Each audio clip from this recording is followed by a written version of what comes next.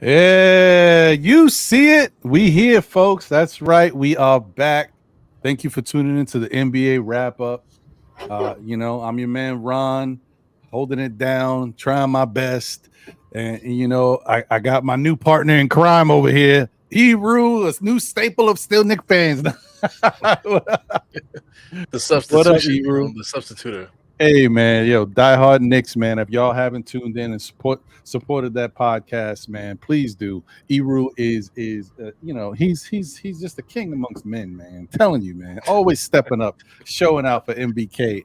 Everything you need in MBK, E-Rule's your man, B, for real. So salute to you, my brother. Thank you for always stepping up and rocking with me, man. I appreciate you, bro, for real. No doubt. Hip hop police you is guys, in the building, man. Yeah, right. As you guys can see, we got us a special guest here today.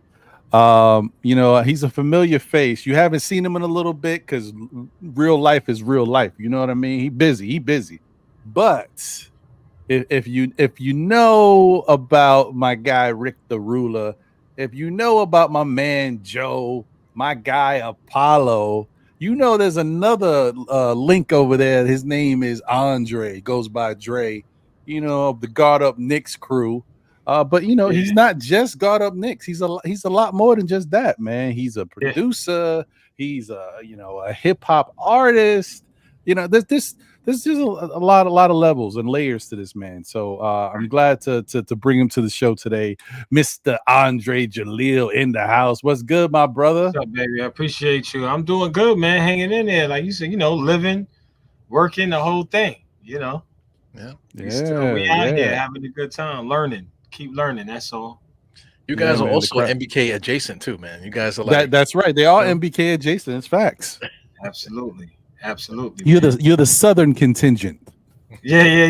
And thank you for having me up on the show, man. It's just like fun to do these things, and to be here on the show with you guys. For you guys have been on our show with the Guard Up Knicks, both of you, and so I always appreciate you guys. And like I said, I still see you guys making moves. E-Rule, I see you out there, like I said earlier. So thank you for having me out here, especially in this capacity. Appreciate you, man. Yeah. Nah, man, it's nothing, brother. We definitely we appreciate you and always love. We enjoy chopping it with all of y'all. Y'all a fun group, man. Yeah, really like we have a lot of fun. Yeah, sure. Man. Speaking of that, you're like one of the first Knicks fans that I've seen on this show. Usually, guys come in here they might not be super fans. They're fans of the NBA, but you're the first diehard fan of the Knicks that I've seen. Oh well, actually, he's the second.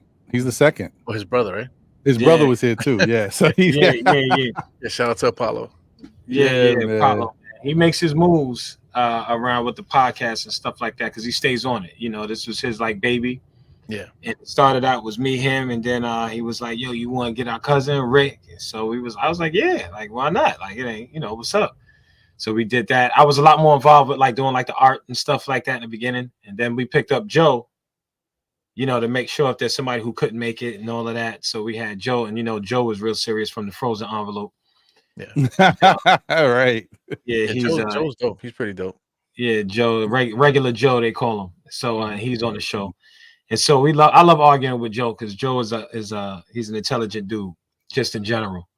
You know what I mean? So when dudes is like intelligent, they be knowing stuff, and sometimes I jab back and be like this, yeah, but what about X, Y, and Z? So and it's fun. It's fun to go back and forth with somebody who actually knows what they talk about. Sometimes Knicks fans could be really ridiculous. Yeah, But right. I think we got a nice little cool bunch with us with the Guard Up Knicks. You know what yeah. I I'm a mean? big fan Yeah. of you guys, man. I'm a fan of all you guys. Appreciate it. The whole audio. We all started with audio, so I remember coming across your podcast, and I was like, "Oh, these guys are dope." But then, I see the music and the art and other stuff too. I became a big fan of you guys, man. Appreciate it. Yeah, yeah. Yeah, That's a from big day part one. of us. For me and Cap, that was always like a thing. The hip hop was always a thing. And Joshua knows a lot. Sorry, I call him Joshua. Y'all call him Apollo. But he's my brother. So Yeah. a lot of that stuff, I was listening to Wu-Tang hip hop. So he was getting all of that. All his friends weren't listening to, but I was, I was older. I got him about 9 years. So he was always listening to hip hop. You know what I mean? So like he was just always was grounded to like what hip hop was before his time. He was listening to it before he had a choice. You know what I mean? So, and when you hear it today, he still has like that rooted hip hop sound when he's rocking. Yeah. Right. And I like the artist he's become too. But again, if we had more time, we'd be doing more. He and I were supposed to do like a project called like what was it called? The Brotherly Love. It just always something. It's always something, and it just never happened. But I still want to make something happen though, for sure. Yeah, I like that what was you guys dope. were doing on that app. The app that you guys were using when you guys were doing the collaborations on the app. Those were The pretty Bars dope. app. Yeah, The the Bars bars app. app. Yeah. Yeah, that one was the thing. I think Facebook shut it down. And I had grown like a little bit of a fan club a little bit, even with the other artists. Like other rappers was like, yo, one dude was like, you my favorite rapper. And I was just like, oh, snap. Like, you don't think you hear something like that from another artist or whatever the case. Because you know how it is with rappers. It's used to beef and all of that. But that app was a lot of fun. I got Joshua on it. I'm sorry. I got Apollo on there. And yeah, and he started doing this thing, not as much, but I was getting out there, and it started to create a lot of buzz. And then Facebook shut down a bunch of different apps, and that was one of them. That one got the axe. Yeah. So that's unfortunate. But I still got those videos. You could save it. You could take it off there so that when you lose the app, you still have your stuff. So I got the flows from there and everything like that. Okay. Oh, that's dope. Yeah. Yeah, because some of that stuff, when it's gone, it's gone. Like you'd be lucky if you can find it. So you have verses because the app was dope. You could write your verse in the app, and that was like the first time you could do that because you have to have like whatever you playing, and then you got to go to notes, open up notes, then you got to flip back to the track. And sometimes but this thing was like right in there. You could have the joint in there, but you had to get that out of there before they shut the app down. They let you know like a couple months in advance. So like, yo, if you that's want all cool. your They gave stuff, everybody a heads up. That's dope. yeah, get it right. There was still one of my guys was all complaining. He was like, yo, these dudes shut the app down. I'm like, dude, you had like 2 months. Like, yeah. And sometimes it'd be like that. You snooze, you Like lose. yeah, exactly. Exactly. That's what he was doing, man. snoozing. That's dope, though. That's dope. I mean, listen, man. Everybody who we bring on this show is dope people. So just having you here and you being able to chop it up with us about some NBA and then to tell your story about hip hop and how it influenced you and how you got involved in all this stuff, man, is really dope. I'm excited to be able to have this conversation and to have my guy Eru here to chop it up with as well. Yeah, man. So listen. Without further ado, why don't we just get into it? You know what I mean? What we like to do is we like to separate the show in 2 parts, folks. If you're new and you're just tuning in for the first time, we like to do a first half, which is about the NBA, and then we get into the second half, and that's our hip hop area. But first, before we do any of that, I just want to give a shout out to those who might be tuning in. Today was a really rough day, guys. It's been a really rough week. Everything happened late. You know what I mean? Had a thumbnail, the whole show, everything happened late. So couldn't properly promote, which is a disservice to the guest, which I apologize to you, Andre, because definitely would like to be able to promote this and get people's eyes tuned in so they know it's happening rather than just springing it on them.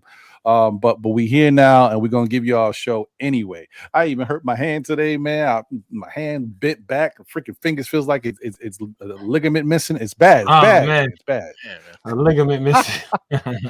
It's bad, man. Anyway, shout out to the chat. Ligaments in this game. Yeah, we need all those. CB and Z's never stay lacking in 45. Okay, I like that name. That's dope. Shout out to you. Corey Lee's in the building. Salute my brother. Daniel Berry Sports Highlights is in the building. Salute. Margaret Edwards is in the building. Salute. Space Ghost is in the building. What's good? And also shout out to y'all who may be watching who don't want to jump in the chat right now. It's okay. It's all right. Just enjoy the show. All right. So let's get it cracking, folks. Let's get into what we like to call the first half of the show.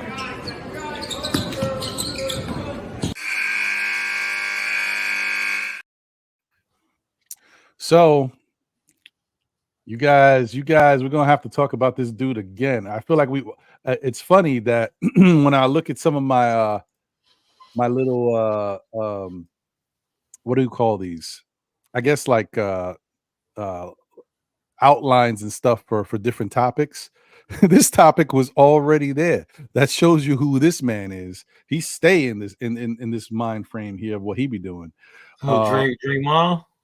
Yes, sir. He is been suspended by the league indefinitely. Oh man, Draymond. I already had this up here from before. Like he stay getting suspended. He deserved that. Yeah, he did. What's wrong with him? I hope it's the whole season. What do you think is wrong with this cat, man? Is like something mental wrong with him or whatever? Because I mean, when he punched him, he just like turned around and just bopped him. You know, like I mean, you know. My thing is, who turns around and swing their arm like that? Like, what was that? Yeah, that's not like a natural motion. Like he's saying that he grabbed him and fine, but he grabbed him. Basketball grabbed him. It ain't like he grabbed him like he wanted to fight you. You know what I'm saying? You know how dudes, when you try to move, they wrap their arm around you, say they know which way you're moving and where you're going. Right. It's a basketball move, though. You might want to morph you, but the dude wasn't trying to punch you or knock you out or nothing like that. Like, right. Draymond played too much, man. This dude is, I don't know how long they're gonna have him out, but he deserved it. My thing with that is like let's say we're playing, right? We're playing professional. We're not in the parks or nothing like that. If you're in the park, you just fight whatever happens, right? But you're playing for a professional organization, so like you count on the league to protect you and stuff like that, right? So if a guy just comes and knocks you out and hurts you, or whatever, like that, you know, what's stopping the player from being like, you know what, it's not enough what this NBA is doing. I gotta press charges on this cat. You know, has that ever happened in sports where one player, you know, any sport, football, whatever, you know, press charges on another player for doing something like that? I don't know if they ever press I don't charges. know. Is that something that's part of? Could you do that? Yeah, technically, yeah, you can. But nobody ever does that because you know you don't want to look like, oh, this dude's pressing charges and he's soft. Yo, why he got to call the cops? You know, you don't want to look like that. But you know, when you think about the old basketball, because you know, one of the players, I used to hate the mailman back in the days, right? Right. And because he was just like so dirty, I felt like he was really dirty. He threw those elbows, and I remember one day he knocked out David Robinson. Was it David Robinson on the Spurs? He knocked him out. What was it? He knocked him out. He grabbed the ball. He did one of these, and like David Robinson was out cold in like while he was still on his feet. And I was like, yo, that dude is so dirty. Like, you ain't had to swing your elbow high like that. Like, you knew what you was doing.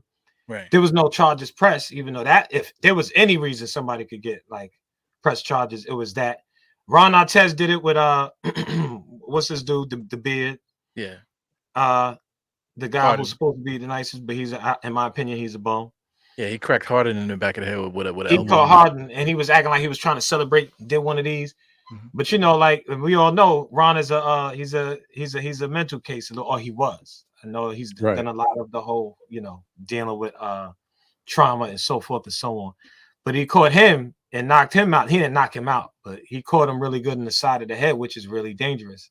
Yeah. But I don't ever remember there being charges pressed. I think like the NBA takes that responsibility. Yeah. Yeah, I think you're right. I think if something is really egregious, like crazy, I think the NBA will step in, and law enforcement themselves, you know, might just say, well, we saw what happened. I mean, we can't let it go. The only time I've heard of it actually happening in sports was probably in baseball. Yeah. But I don't even know if I was alive. Was I alive? I don't remember, but I know back in the day, somebody, it was in one of the games. There was a fight, and one of the dudes actually hit somebody with a bat. That was enough for them to press real charges on that dude. Yeah, you should. Yeah. You hit somebody with a bat. Yes, sir. Now you're trying to kill the dude. You know what I'm saying? It's crazy. That was wild, man. I've never seen that before. That was like, oh. Oof. Well, in the NBA, remember, well, this is before our time too. Rudy Tomjanovich, when he Oh was yeah, that playing, was bad. yeah, he almost got killed. I think the guys, I'm looking it up now. Kermit Washington, excuse me, he punched him and broke his face, and like Rudy, like was like he could have died. He literally could have died after that. After that I play. mean, I don't think he meant to break his face. Yeah. No, but he like squared up and sucker punched him and punched him right in the Oh, face. he sucker punched him. Yeah, That's a whole other thing. You don't see it coming for sure. That's kind of like what happened with was it Jokic that got hit? That Draymond, what's his name? Oh, Nurkic. Nurkic. Yeah, that You was a said bad hit. Cause listen, man, I've been in a lot of scuffles, and to get hit with the back of the fist kind of thing, like one of those. I feel like sometimes a swing like that is worse than an actual like when you go to swing at somebody, because that inverting swing and you get caught with one of those, man, those are like the worst ones. And he swung his arm around like that, and when Nurkic went down like that, like I felt for him, because I'm like, yo, you playing ball, next thing you know, you get hit with like a big old hand, and that dude Draymond is a strong dude. yeah. I think we all could agree that dude is a strong dude. The position he plays, he's a professional athlete, and you just pop somebody in the side of the head, man. That's some dangerous stuff. I was about to say a different word. That's some dangerous stuff, but you know. Yeah. Remember when he stepped on this kid too, Sabonis? He stomped on him, and then like, he didn't Did a little extra. Yeah, so I mean, what's stopping this guy from doing something else? So I mean, the NBA had to do something, because what's stopping him from doing something else? I felt like they took too long to suspend him like this. What was they waiting on? Yeah. Because he had this thing where he had, what's the name of the chokehold? That was great. What he did, the Rudy Gobert. Rudy Gobert, yeah. Now that one was kind of like, you could make an argument that Rudy Gobert went to grab the other dude, so he grabbed him really quick. Right. It was so fast by the time he got to him, you could argue that he didn't know for sure, but Rudy went and grabbed the other dude really quick, and then he grabbed Rudy, and then he had Rudy there like this. Look, I'm not even doing nothing. He's choking me up. I think he was dreaming about that. As soon as he saw the scuffle, he was like, "Yes, it's my turn." Yeah. It's that's Draymond is like, he's starting to become like a loose cannon. Who knows what's going on in his head? And the thing is, he's an articulate dude. He sounds like he knows what he's talking about when he's doing his podcast and everything like that. Like, the dude is like, he doesn't sound like a loose cannon, a knucklehead. Right. He's a family man too, he got kids and is married and stuff like that. So he's a good dude. Yeah, I feel like that NBA be that outlet. You know how sometimes people are saying because they got that outlet where they can get crazy, and I feel like the NBA is that outlet for them to do the craziness. Yeah. But athletes, they like straddle the line of being psycho. In order to compete at that level, night in, night out, you got to be borderline crazy to do that. I always say that. My wife always said, if we watch football, she be like, these guys are crazy. And I'd be like, what you talking about? She was like, yo, they're running full speed at each other, throwing their bodies at somebody. She's like, she's like, athletes are crazy. She's like, look how big these dudes are. And so I always felt like that, because when I could pick who I wanted on my team or whatever, I always picked them dudes that I knew was a little bit crazy. Those was like, it was like they was the best players. Yeah, there's some truth to that. There's some truth to that, players, for sure. I was like, so it looks like they I mean, they're suspending him indefinitely, but I don't know exactly what that means. They want him to get some mental counseling first. I really think they just want to understand what's his rationale for for the things he does, because I don't know. It's kind of like the someone telling you, we want to understand why you do this, but really we want you to think about why you do this, like, so you can understand what the hell's going on. Why are you like this? Because some of the stuff he does, it's one thing to be an enforcer, it's one thing to show you're tough, or to give the team toughness but he does some stuff that is like kind of wild, man. It's unnecessary, some of the stuff he does, especially that the last couple things he's done. The freaking chokehold for Gobert was just trying to break stuff up. He wasn't even trying to be physical, and this dude came out of nowhere, yoked him up. Dragged him like a quarter. Yeah, he dragged him like a quarter length of the court. Yeah, I mean, and where you going with him, bro? He's off the dude already. He's off the dude already. Like, you know what I mean? Even if he was trying to do something, he's off of him. He was abducting him. He was like kidnapping him. Yeah, he was gonna take him to the locker room with him real quick. Like, what y'all doing? I don't know. Don't get me wrong though. Like, there's no love lost between me and Rudy Gobert. He don't know it, but I know it. I Right. don't care.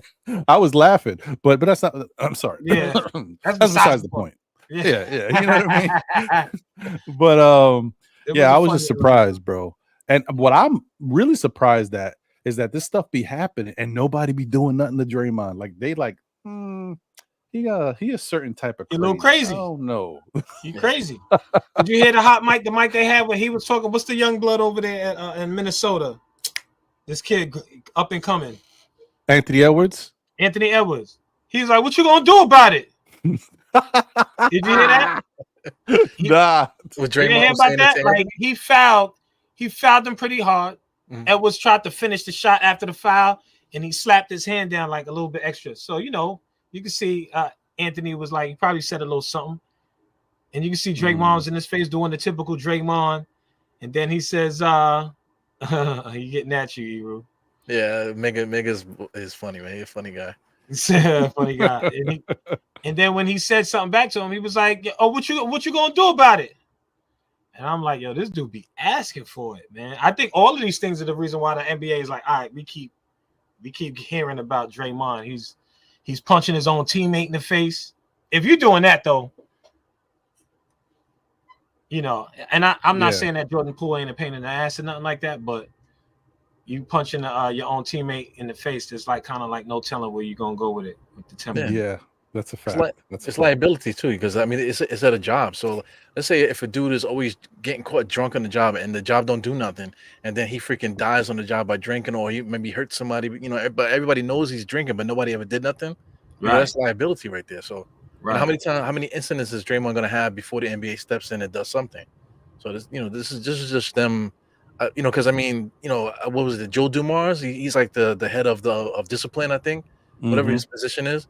He was like, yo, they didn't want to suspend him, but it was like they were like, their hands were tied. It was like, what can we do to fix the situation?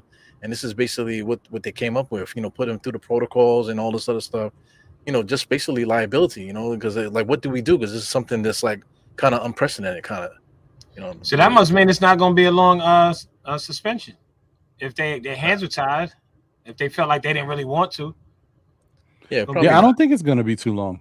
I think they just, like I said, they're just going to give him a couple days of some counseling, have him speak to a couple people, whatever, and they're going to get him right back out there. Yeah. Because, it's not like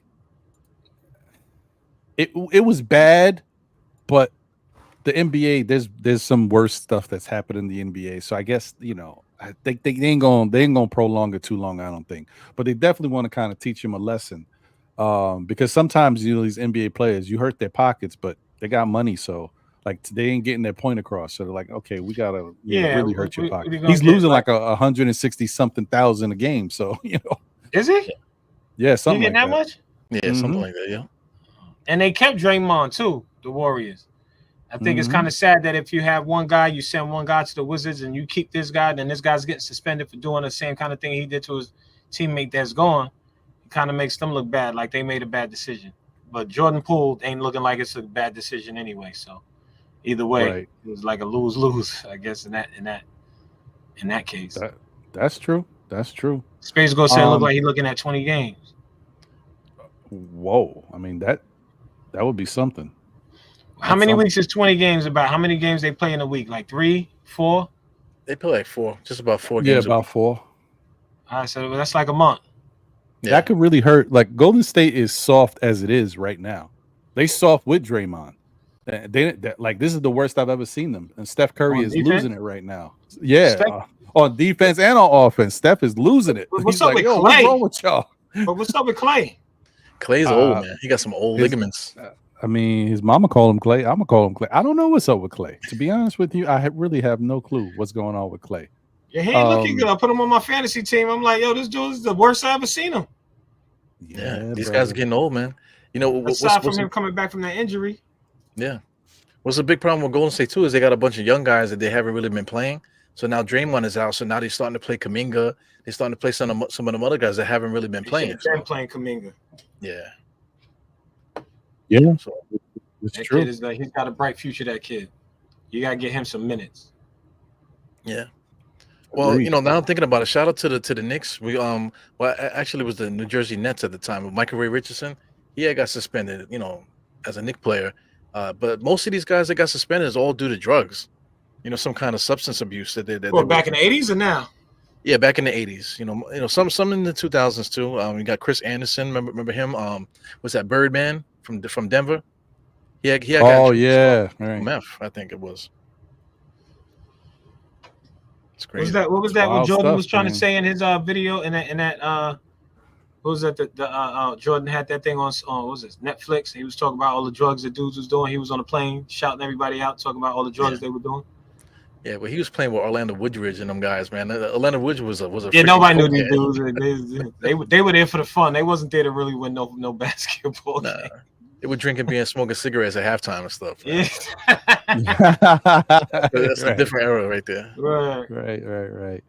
Right. Shout out to the chat once again. I appreciate all y'all. I see we already talked about Mega NYK and is in the building. Salute to you, my brother. Appreciate you. King Ribby up in here. What's good, King Ribby? Chris Willard is in the chat. We always see Chris. Always good to see you. Hey, family's in the chat, folks. You see it. God up Knicks. That is the one and only. Cat. Apollo, what up, baby? You know I love you, boy.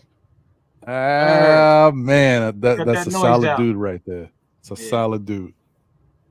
A nudie in the building too. What's good? Appreciate That's how you say his name, a nudie? That's how I think it is. I used to know when I was growing up. I knew a kid named Anudi, so I think that's how you say it. Okay, I'll be calling him. Let me know if I'm right, Anudi. Anudi, you got to do like how they have where you got to you type out how it sounds. You got to do that. Oh yeah. Give me that typed out pronunciation. The pronunciation on Anudi. Right. So it's funny that Andre's on point tonight, folks. That's right.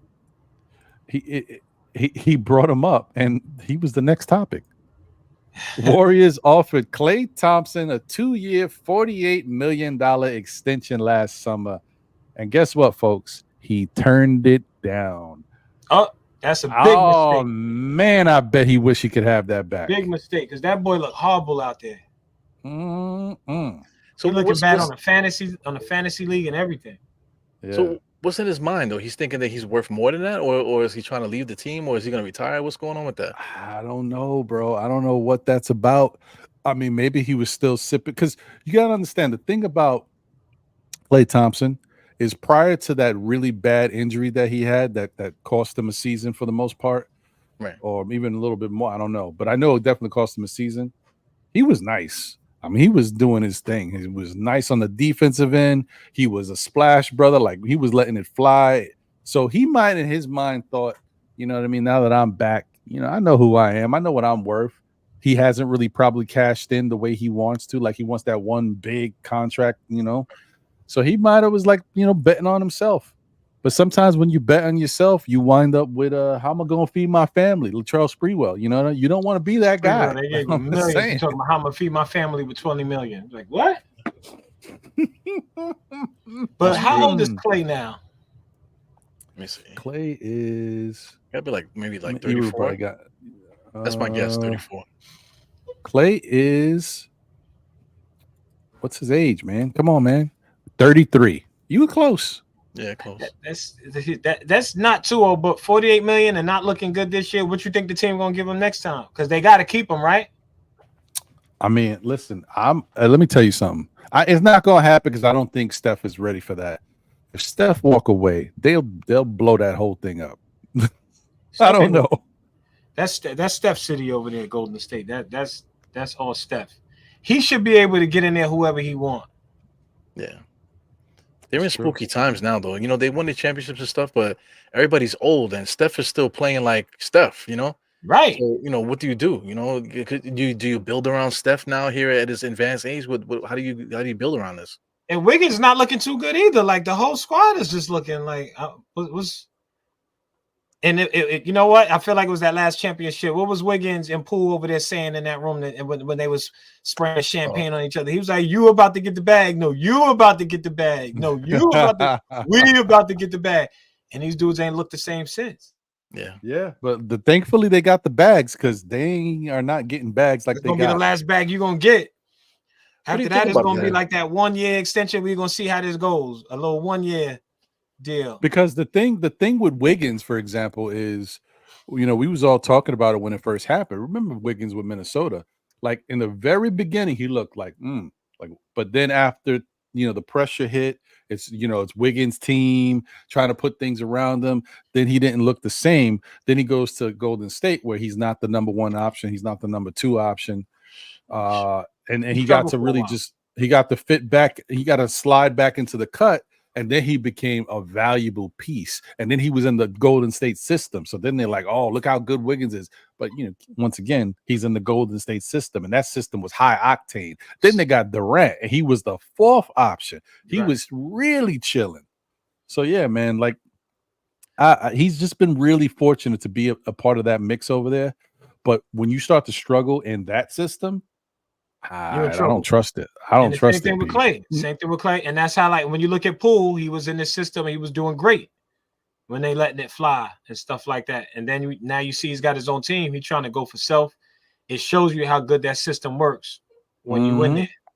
100%. And that's why I think the Warriors made a mistake by letting Poole go. But then again, Poole might have been a little too much. So that's the thing. Like, as a fan on the outside looking in, you don't see what's going on. The organization has to deal with some stuff. They keep stuff under wraps. They hide stuff, all that good. Like, there's a reason why Jordan Poole is up out of there. There's a reason why the San Antonio Spurs traded DeJounte Murray. Like, there's stuff going on with these dudes, and so sometimes they it's enough. So you don't know because he really should have been replacing everybody over there. You know what I mean? Oh, go ahead, Eru. My bad. No, just double down on what you said. Like after the fact, now you see Jordan Poole, the way that he's playing in Washington is like, now I see why they got rid of him. Same thing with the other person that you mentioned too. Like, as soon as they left the team, now you see why they got rid of him. I'm talking about DeJounte Murray. Right. Well, I want to ask you guys, what do you think about this whole? Because that's like a culture now. Oh, we got to get in the bag. Like with IQ. Oh, they should have gave IQ the bag. But we haven't won anything. The team is not getting any better. But people are more concerned about making sure these guys get the bag. Speaking of bag, we were talking about Wiggins. Wiggins is still he got $78 million guaranteed on his contract. He's not. How many years? He's guaranteed up into 2025-26 season.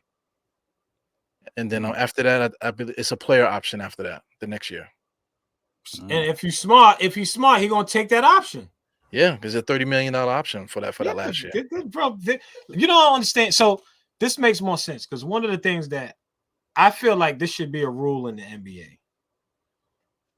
They're giving these dudes max player money. Like if you ain't win a chip, you shouldn't be getting no max player money. Yeah. That's what I feel like. Like they was giving it to Russell Westbrook. You see how that whole thing went. Russell Westbrook or whatever the case. Like say somebody like Carmelo. Carmelo was a killer, right? Offensively. I don't even think he ever got close to getting the championship. As much of a fan of his as I was. I loved and hated like Carmelo. But I just feel like the money some of these players get and they ain't really do anything. It's ridiculous. And I feel like it's because of the revenue. Yeah. These teams just getting stupid revenue, right? So the players got to get some money.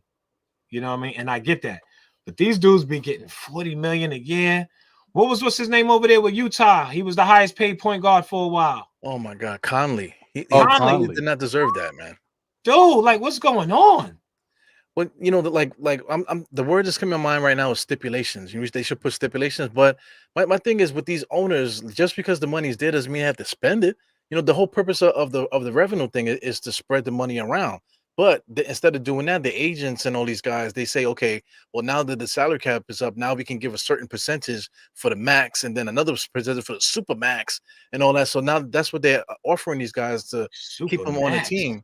But what do you do now when you're paying guys like 40, 50, 60 you can't million even move your hands. You know what I'm saying? It's like you don't have any flexibility to do anything by the end of that season and the next season. Let them get hurt, let them get injured. Forget it. Because it's guaranteed, ain't it?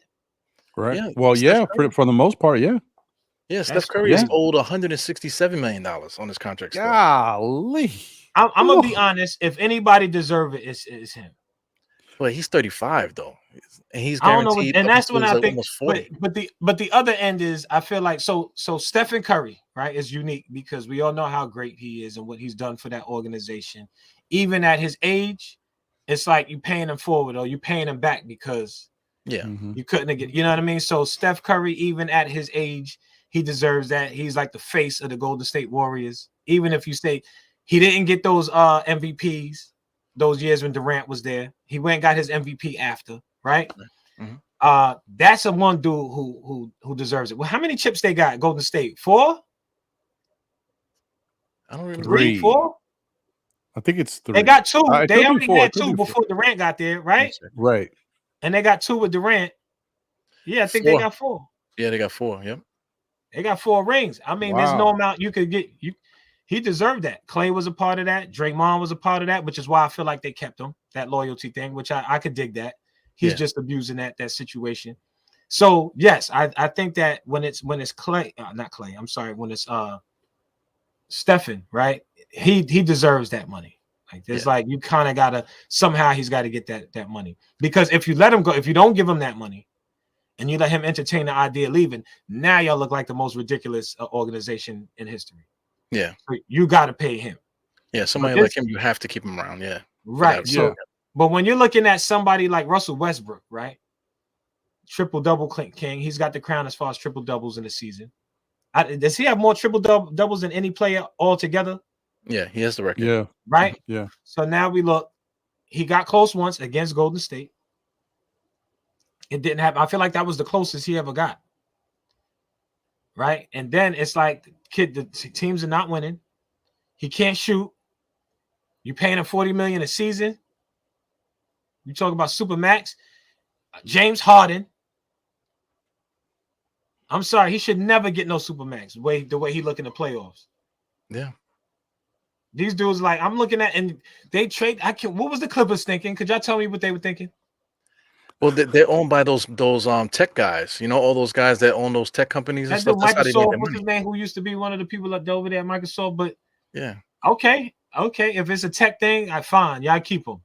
They're playing Monopoly over there. It's like they're playing fantasy basketball over there. Those guys. Yeah, they haven't. You know, I don't know what they were thinking, getting like taking that dude on.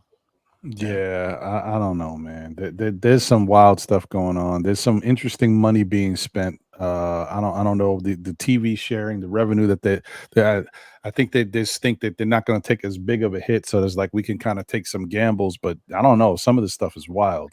Well, let me throw this at you guys. Do you because I forgot who said it. Somebody in the media said it, but the NBA might be in danger of like hurting themselves by spending all this money, ruining the product, and then like the talent levels coming up is not really, you know, like it used to be. There's no big superstar coming. When Wembanyama came through, but who's the next guy? All of our stars are old. You know what I'm saying? I was just thinking that when LeBron goes, who's stepping up in there? Yeah, who's getting the 80s all over again? I think it's Anthony Edwards is like the closest. Who else? I don't know. Well, Anthony Edwards playing Minnesota. Like, what we doing? Yeah, that's a good question. I don't know. Like before Bird and Magic came through, the NBA was in trouble. They were about to go bankrupt.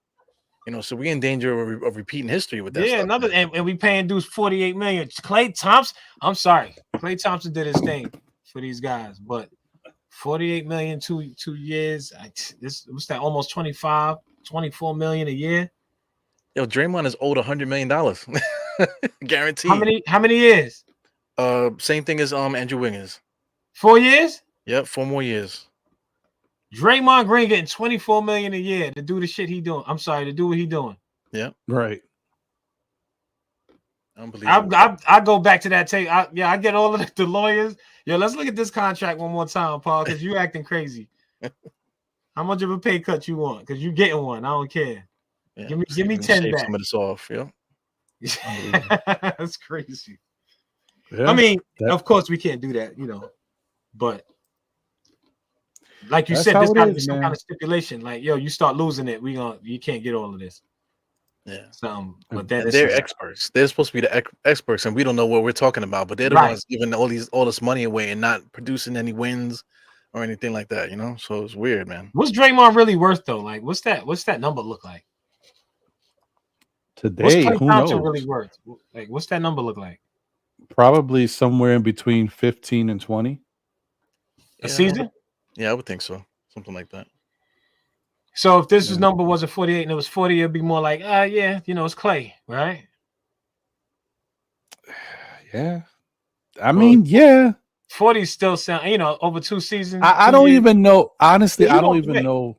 I'm sorry. I don't know if 20, like 20 to me is on the high side. I think Clay is more like an 18 or less, because I just don't know that he can play the same defense he used to play. He's a little slower footed now. He be getting cooked. And for someone who's he was so good defensively. Like, I don't know. You know what kills me about Clay? Man. I think he's going to get. Here's one thing I always felt about Clay. Clay was like that dude, right? When he walked to the court and you look at him like, nah, this dude ain't got no game. He just always had like this corniness to the way he moved, right? And this overconfidence. Well, he definitely is that. Because he's got this overconfidence. He makes these faces and looks and like he's not hitting the shots. Remember they were praising him for like one dribble a whole game and he's knocking down like 18 threes or something like that. And it's like he still has that confidence now. And it's like, Clay, like, come on, like, let's be realistic. Like, what you doing? I see. I gotta remember what channel I'm on, because I almost said something crazy just now. I'm on the MBK channel, so I gotta like chill out. Give us the PG version, man. What was you gonna say? Well, I mean, like as soon as you come on the court, like, all you smell is Soul Glow, and the freaking ball is all glistening. And stuff he kind of looked like he looked like one of those movies was like Will Ferrell. He kind of got like that kind of style the way he come out now. Like, he do. He do. So we're talking about the contrast of things that are happening in the league. Lakers are the in-season champs, folks. So what? That's what do you mean? So what? This is in season, baby. Because look, think about it. If the Knicks was the in-season champs, it'd be like, all right, so what? You still gotta go out there. Yeah, no, 100%. That's what everybody would be saying. If the Knicks won, it would definitely be so what. Knicks is the so what champs. The Lakers look like they were all happy with that, and it's like that's probably gonna be the last thing they celebrate this year. Like, what y'all getting? Yeah. I mean, they talking about putting up a banner in the arena. Charles Barkley's like, don't do that. If they do that, that's the corniest organization ever. They put up a banner for an in-season tournament. Oh no, I don't know, man. You don't want to knock the hustle, but they got what they needed to get out of them. Players got 500,000 a piece. They chilling. Get out of here. They got that. Yeah, each player gets 500,000. The bench players too. Yes, sir. That's a big payday for them. I think might be more than their salaries. Maybe, yeah. That's dope. That's dope if you're a bench player. Because they got what's his name who was with the Knicks over there looking bad too. Cam got a nice little 500,000. Cam got a little 500,000. That's probably his contract. Yo, Ero, you on the computer? What's Cam contract? I'm trying to find it now. Bust that up, man. I gotta see what his contract is, man. Oh, it's that Cam definitely eating off of that. Believe me. Damn, Cam good. He like, yo, we got this insane. He should be the one celebrating. Well, they gave him 2.1 and then 2.4 player option next year. He got like a quarter of his salary real quick. That's very nice. That's dope. Yeah. That's dope. I mean, as far as that's dope. LeBron looking at that 500,000, like, get that. You want $500,000? Here, give it to him. He don't care about that. Somebody like Cam.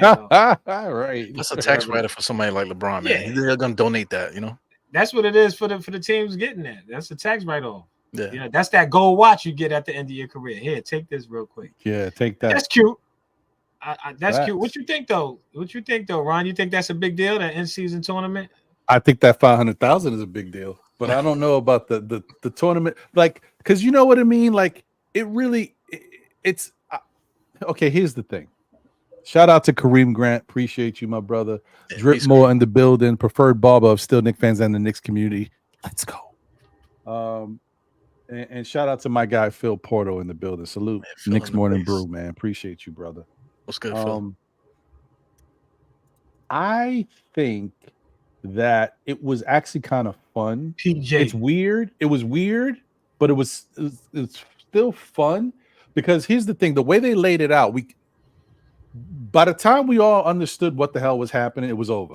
That's my problem with it, because none of us knew what the hell. The players didn't even know what the hell they was doing, and so we like once you start to get an idea of what's happening, and I'm like, the Knicks have to play the Bucks, right? And if they beat the Bucks, they play the Pacers. Ooh, Obi against the Knicks, that'll be dope. And then the Knicks lose. The Pacers play the Bucks, and next thing I know, the winner goes to Vegas. They play one game and it's over. I'm like, yo, it's like what? It just happened so quick. You know what I mean? It felt like it happened quick.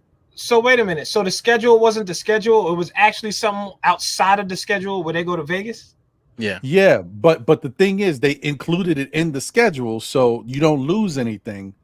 If anything, the only weird thing that happened is that the Knicks, and I don't know if there's another team that had to do it. Obviously, it affects Boston and Milwaukee too.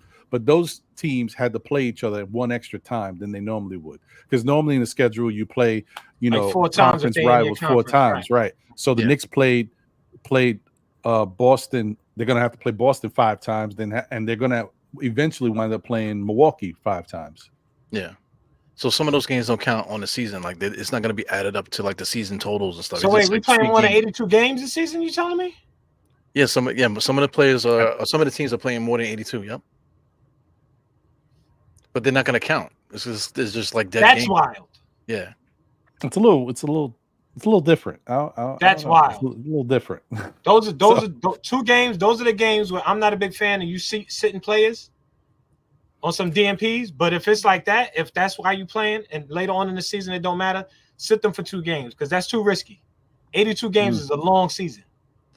Well, with this thing here, like the money, like I don't think the players realized they was getting money like that. You know what I'm saying? So once they realized the money was coming, then they were getting excited. Then everybody was talking about Vegas. Remember, Julius was like, "Yeah, I'm packed for Vegas because everybody wants to go to Vegas." Then on the fans tip, like I'm like, where are they gonna play in Vegas? They didn't even announce the venue that they were gonna play in Vegas.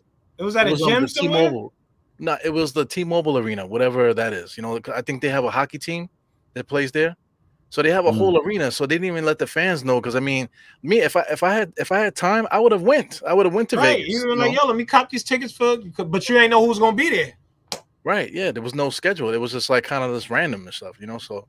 You know, if they did it better, so I mean, I feel like All-Star Weekend would be a perfect time for something like this. You know, because I mean, nobody cares about All-Star Weekend anymore. So just make an in-season tournament during that time. You know, that we all will get really into it, and then it'll be in Vegas. We could put money on it. You know, we can get out there. You know, visit, spend the week out there, and watch those games. I think that would be a little bit better. You know, for everybody. I think. So and I think that's right. No, I'm my fault, Andre. I was just gonna say I think Space Ghost is right. Because from what I read, it's still supposed to fit into the 82 game season. They said they lost 2 home games. Yeah, right. But the way it's just the way they spaced it out that they changed what would have happened. You know what I mean? So this is what happened. After the Knicks played Milwaukee, if you were to look at the schedule, it would show you the Knicks don't play for 5 days. Right. So what they did was once they knew the Knicks was out and they lost, and once they knew Boston had lost, now Knicks and Boston play. So they play in the middle. So they're not waiting 5 days. So let me ask you something. Because on my fantasy teams, right, I have like a whole day where nobody's playing. And every now and again that'll happen, right? Where depending on what teams you pick. But I got like 2 days with like this dude, like nobody's playing on like a Thursday. Yeah, that was the in-season tournament. Because I'm like, where are they getting all these days with like there's not a single player playing? Yeah. Get back to work. Right. And that's the reason.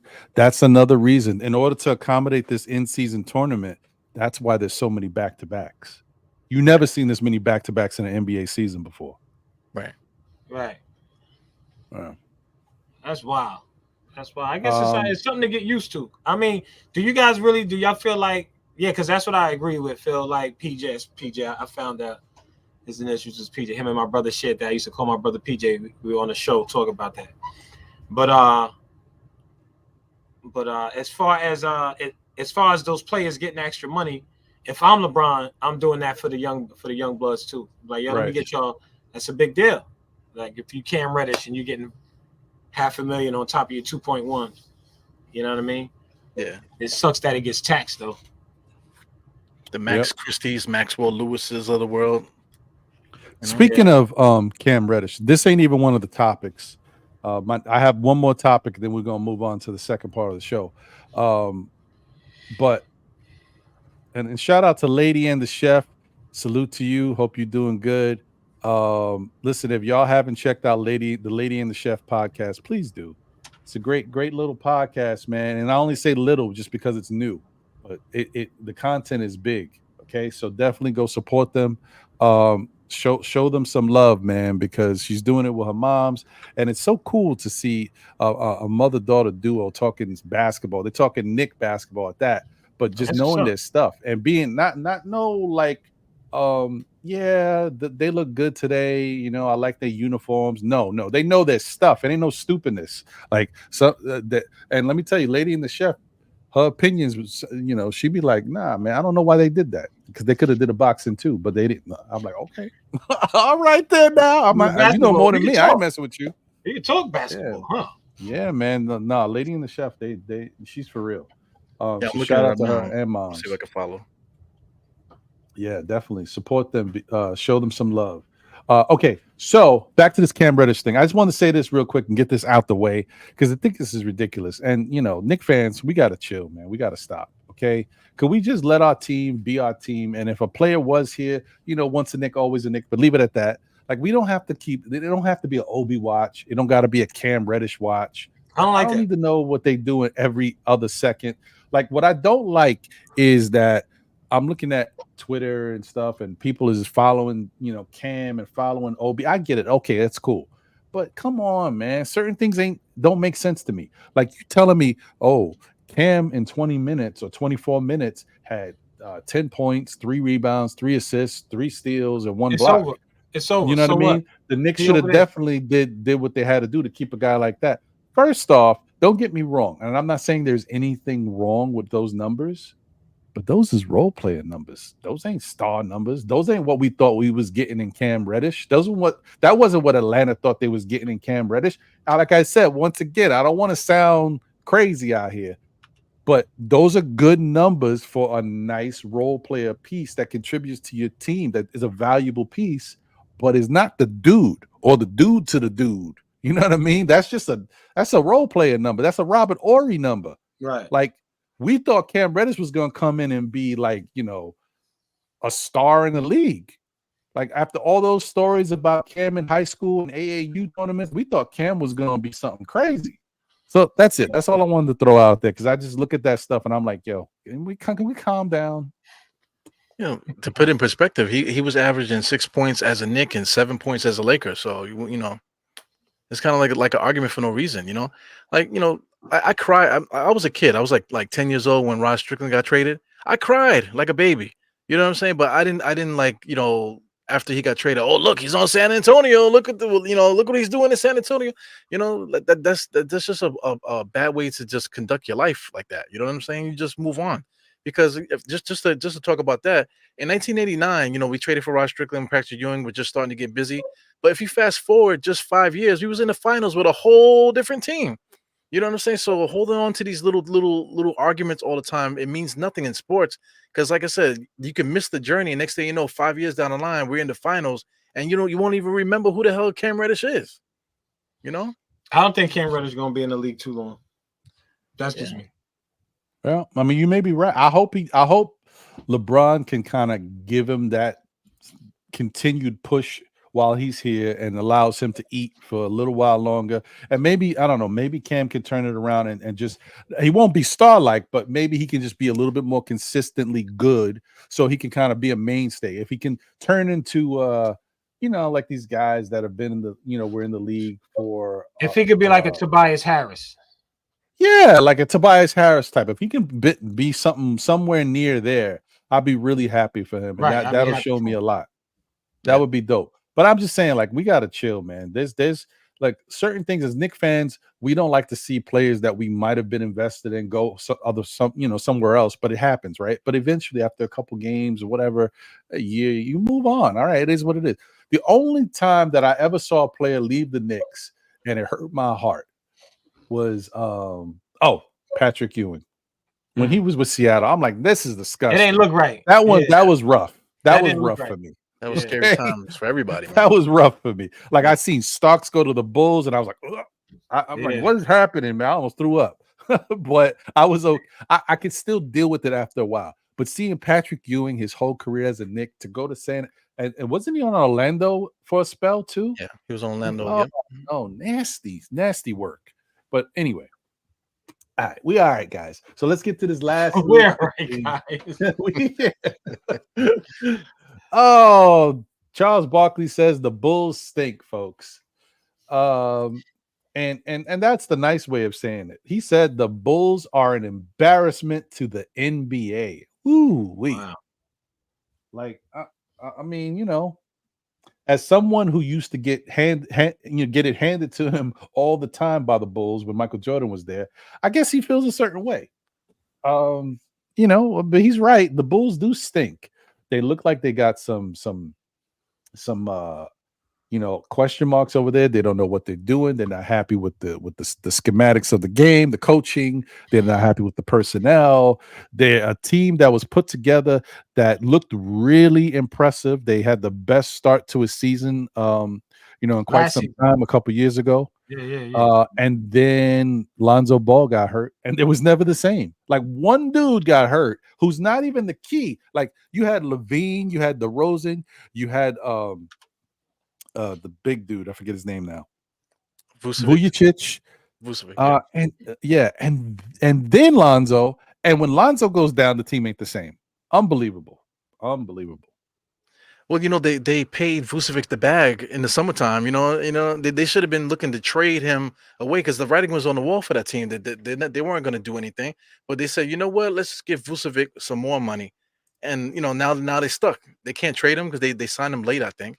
And then now they got to get rid of DeRozan, they got to get rid of Levine, and they got to get rid of Vucevic now. So I mean, some of these franchises, they deserve everything that they get. You know what I'm saying? I don't feel any sympathy for those guys. I feel like I run a team better than these dudes. They be doing some stupid.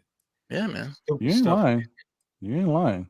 Because some of this stuff don't make no sense, bro. Yeah, I don't think they really care about the game. I just feel like they're just moving players because it's the thing to do. Because they can. Yeah, it sucks for the game for the fans too, because I mean, I don't know. I don't know, man. It's annoying because I mean, as a fan, I love the Knicks, but I want other teams to be good too, so that way we can have those fights like we had back in the days, the rivalries. Yeah, man. Indiana's of the world, the freaking Bulls of the world. It would have been no fun if it was just the Knicks mowing down the whole league. You got to have those teams that are fighting with you, man. So for a team like the Bulls that have all these players in place and they just didn't draft well, they made poor decisions, financially and stuff like that. Now they stuck with all these, it's just a bad product overall. You know what I'm saying? And then there's a lot of teams out there that all guilty of the same thing. So you gotta fix the product out there for the NBA. You're not lying, bro. That's one thing I saw that I think the NBA I feel like would do good. First of all, the Big Three beat them to it. With that whole thing, right? Ice Cube and the Big Three, he beat them to it. But Gilbert Arenas, his Gil's Arena, and he said they need to get rid of that. What's that little challenge they do during the skills challenge?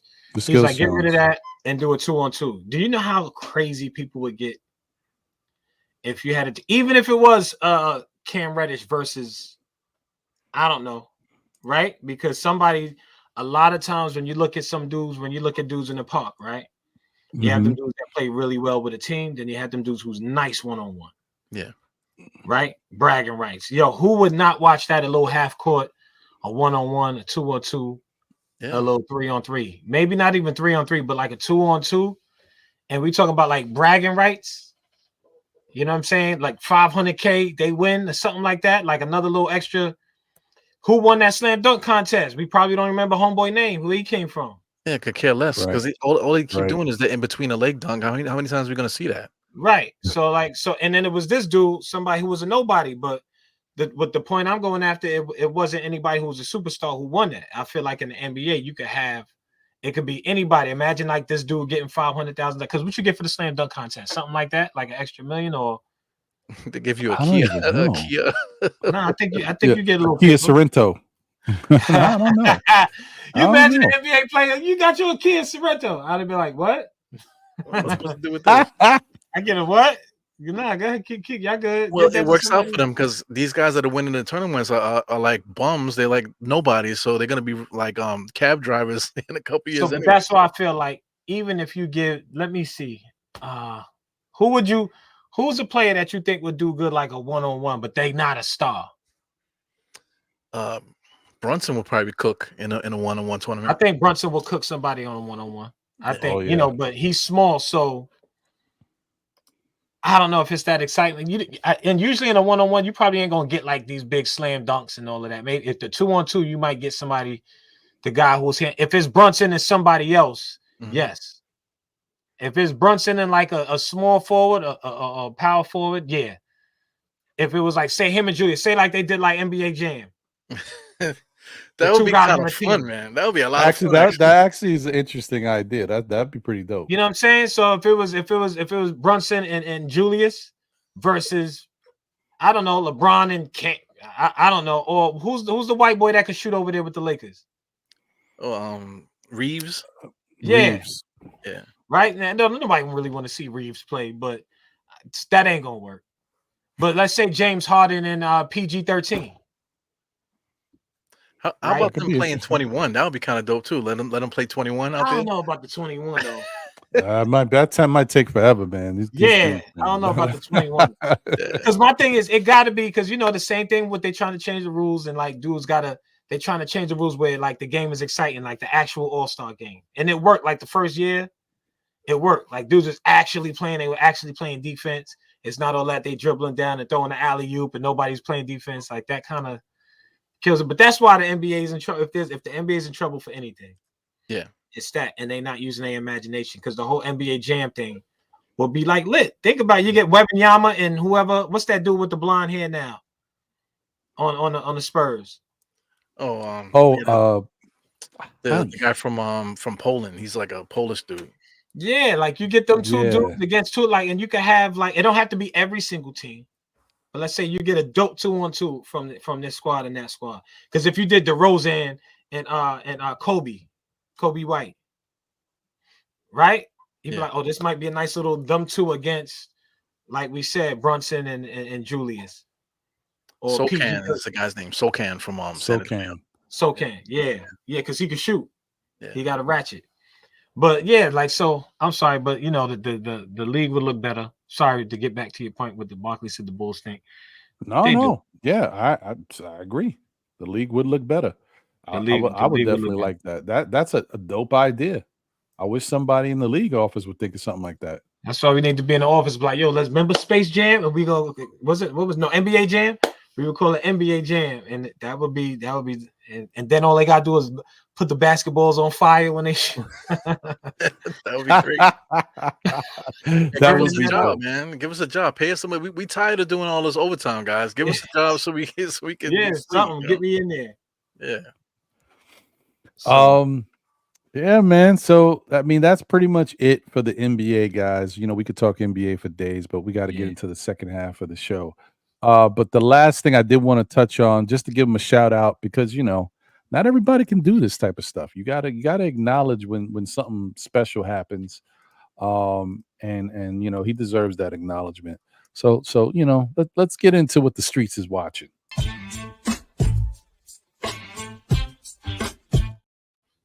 That's right. This guy is on the NBK radar, folks. Giannis Antetokounmpo. 64 you see it? Yeah, 64 points, 14 rebounds, 3 assists, and 4 steals versus the Indiana Pacers. He was on one, man. Unstoppable. He was in his bag. He was hype. He said, give me the damn ball. Game over. Where's the ball? I still want the ball. Why y'all taking the ball from me? Why y'all hiding the ball? Is that what they were fighting over at the end of the game? Yeah. It was crazy, right? You know, listen, the funny thing is Giannis Antetokounmpo. Say it fast. No, calm down. Giannis Antetokounmpo. I don't know.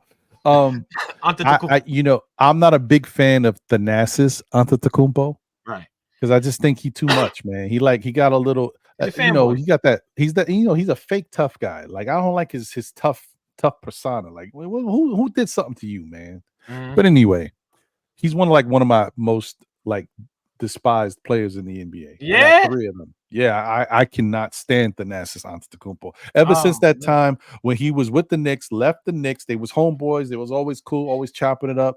He was on Milwaukee. It was one of those games where the Giannis was out. The Nassers played power forward, and he dropped like 20 something on the Knicks, almost 30. Might have even dropped 30, and I was tight. But he was talking big junk, and I was so bad that day because I'm like, you ain't this. You know, when Scotty Barnes said you are not him, that's who You're he was not that talking guy. about. Right. Yeah. You're not that No, guy. that's Right. yeah. But anyway, so Giannis caught a hard foul, and Thanasis got up off the bench. He was like, my brother, come on, calm down, B. Your brother, he's like, you think you're the big sheriff. Your brother's taller than you. So anyway, Yeah, over dramatic I stuff, like yeah, he's always dramatic. And then, but you can see, I'm not gonna knock their love because they're brothers and they really care about each other. So, and I don't have that, so I can't really speak to it. Because the funny thing is, while that was happening, once Giannis got up and he was mad, he saw people holding his brother back, and he was over there looking at his brother like, "What's going on?" Like, I'm like, "You guys He's got like, to I was calm trying to fight for down, you. B. Like, You got to good, calm down." good, calm down. Anyway, but he yeah, got so like what happened he got was like short the bus energy. Anyway, I'm yeah, sorry. it's a little wild. Long story short, Giannis, scored those points. He wanted the ball to have it as a game ball, right? To, recognize the moment. But the Pacers also had a rookie that scored his first buckets as a Pacer. And so the Pacers took the ball to give him the ball. And so that was the thing. And so Giannis was yelling in Halliburton's face, and Halliburton's like, he basically told him, go get the ball. And I'm like, okay, this is Giannis. One thing I've noticed about Giannis got that energy, that superstar diva energy. I noticed when he was shooting free throws in practice, and dudes was trying to put up a ladder to fix something, and he was knocking the ladder down. Oh, I remember that. He was like trying Yeah, to I'm get like, some shots up after the game. he got that little diva energy. Yeah, for a minute I thought he was justified. Then they said it was like after the game, and I was like, why Yeah. If anything, okay, if you got a problem with it, go to the other side of the bat. Go to the Right. it's the full court. Yeah. Whatever. It's weird, but what was the player? What was his name? Ben Shepherd? Was that him? I mean, come on, like what are they doing? The guy Ben scored Shepherd. No, 64 that's the dude from above the rim. No, but you saying that he shouldn't get that ball? Like, since when they give rookies the game ball for their first Yeah, I bucket? never heard of that.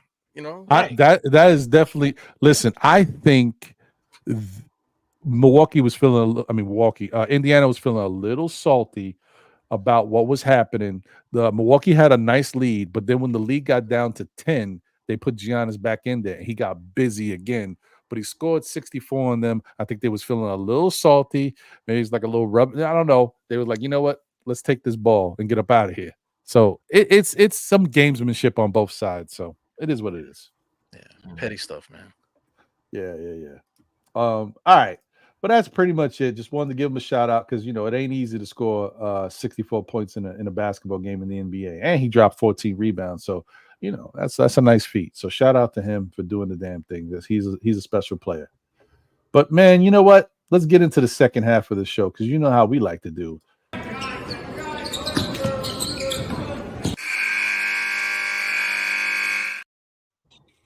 Yes. We talking hip hop, folks. We got Andre Jalil in the building, Mr. Guard Up Knicks as well. But you know what? I never forget when we had Apollo here, and I was so shocked to hear Apollo's story. And just understanding that there's 2 of these guys that have different stories, but they're both shocking to me because I'm like, I didn't know y'all did this. I didn't know y'all had this much talent. Where's this coming from? And then y'all both got it. Like, what is happening here? This is wild stuff, man. So can you just get into Dre, like your love of like hip hop and how you got exposed to it? So hip hop was like, it was like normal. Growing up, my sister used to come in the house. So super religious family. My mom was super religious, and she didn't want us having secular music in the house, right? So my sister would come with De La Soul tapes. And I remember the De La Soul tapes, she would have them in the house. If she left them around, we would come home from whatever, and like the tapes would be broken. Like my mom's would like broke the tapes. Wow. Right? So she would like smash it with like a hammer or whatever she had. I don't know what she broke it with, but it was my sister's tape. But I'd be heartbroken because I was going listening to like De La Soul joints or EPMD, because EPMD, me and my sister used to write the lyrics down like "You Got to Chill," and I would have like the whole thing, "Who Killed Jane," like, you know, and have all the lyrics written down because I just thought it was dope. So hip hop started way back. I remember hip hop felt like something. I remember we used to live in Harlem, 152nd Amsterdam and Broadway, right? And we would go outside. So my mom used to make my sister take me everywhere. My sister's older than me about 4 years. And she would take me everywhere, and we would go out. And that was like, I remember back in the days when I was young, I'm not a kid anymore, but someday, yo, that shit it just sounded like it was on outside. Like it was like the theme music in the air. Like that's how popular the song back in the day when I was just a nigga, bro. I used to tell my bigger bro begged if I could kick a show. And like, I felt that song in my chest. Right? Like that's how hip hop felt. Like it was just like that era. Big Daddy Can Friday the 13th, I'ma play Jason. It was just like hip hop was dope. Like it was just like this thing, like it was this energy that was, I don't know, man. It was enchanting, right? So I used to have moments. I remember the day like I fell in love with hip hop was what was that joint they had? Busta Rhymes, the Scenario remix. Yeah. And that yo, that the sound of that it was just like, like what is this? That just the oh no, is it? It was just like all of those. I'm like, where the fuck? You know, it was just like, I remember that day I started collecting CDs or something. Like I would collect CDs knowing that I didn't know what took to make beats, but I would just collect CDs. I was like, one day when I make beats, I'm gonna take this. This is gonna be something I sample. And I didn't even know what the whole sampling thing was. And funny thing about sampling, like years later, I remember I bought this speaker. I had this big bass speaker. I don't know what I connected it to, but this is when we had receivers. You used to have to connect you know, you go to somebody's house, they had the receiver, then they had this part, and you had the speakers connected to it with the wires all around, all over the place. It was like the gray see-through clear wires. And I had this speaker, and I will pump that speaker in the house, and it would be so loud, and you could smell it. You could smell the electricity. Yeah. I'll blast it. And so I remember Busta Rhymes had that joint was what's that Al Green sample? Turn it up. I'm going to tear the roof off. We're going to turn it up.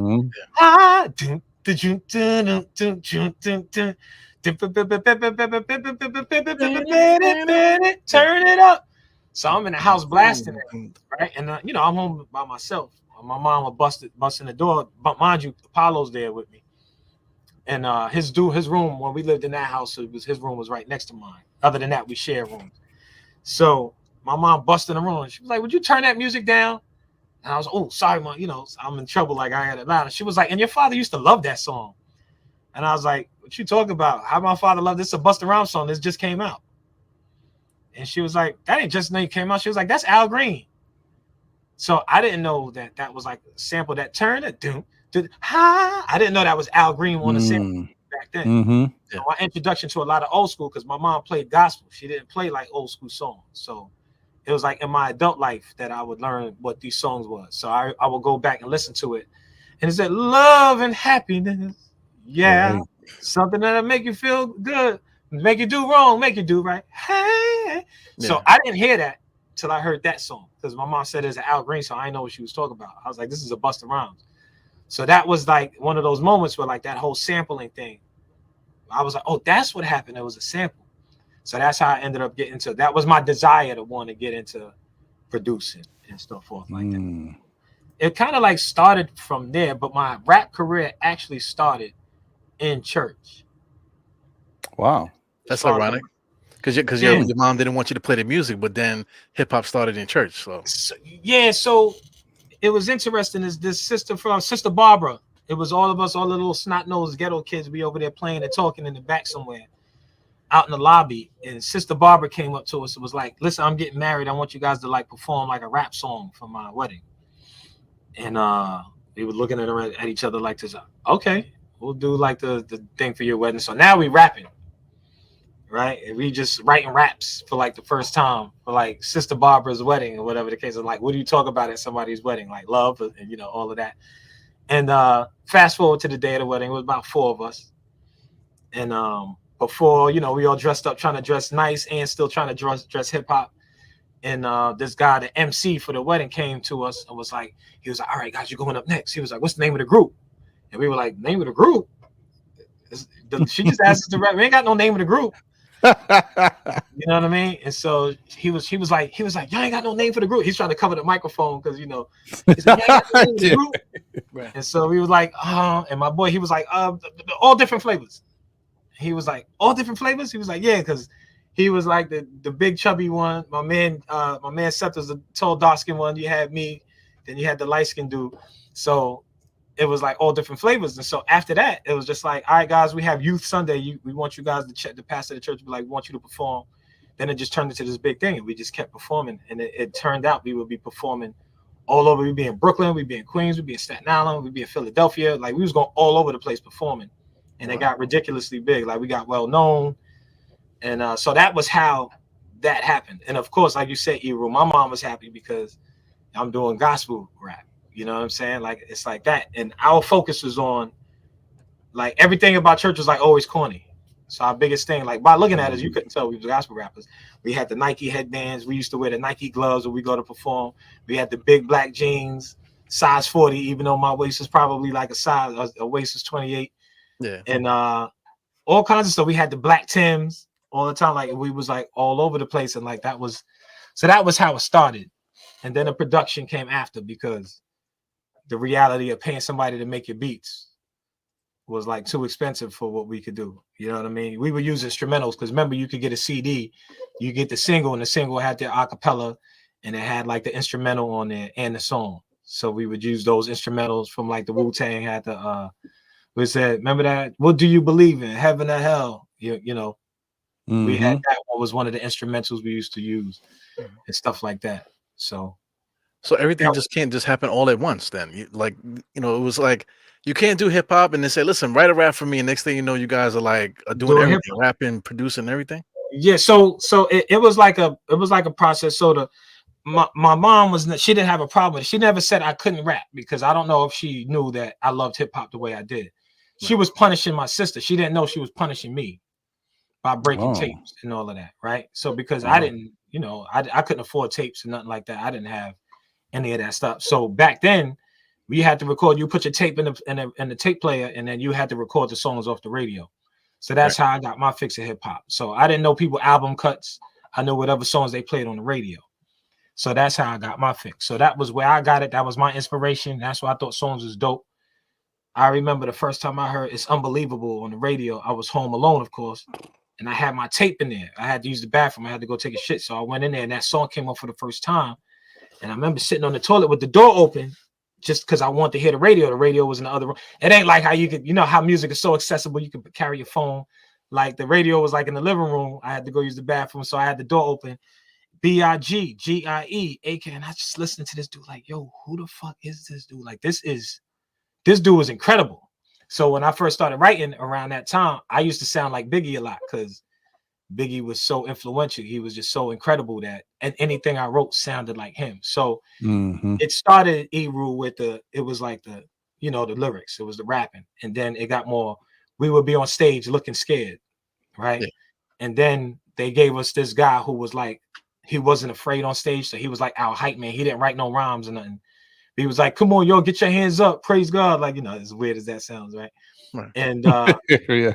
So he was like the hype dude. And then I remember making a decision one day. I was like, yo, I'm tired of being on stage. It's like corny. Like, how long are we going to be scared?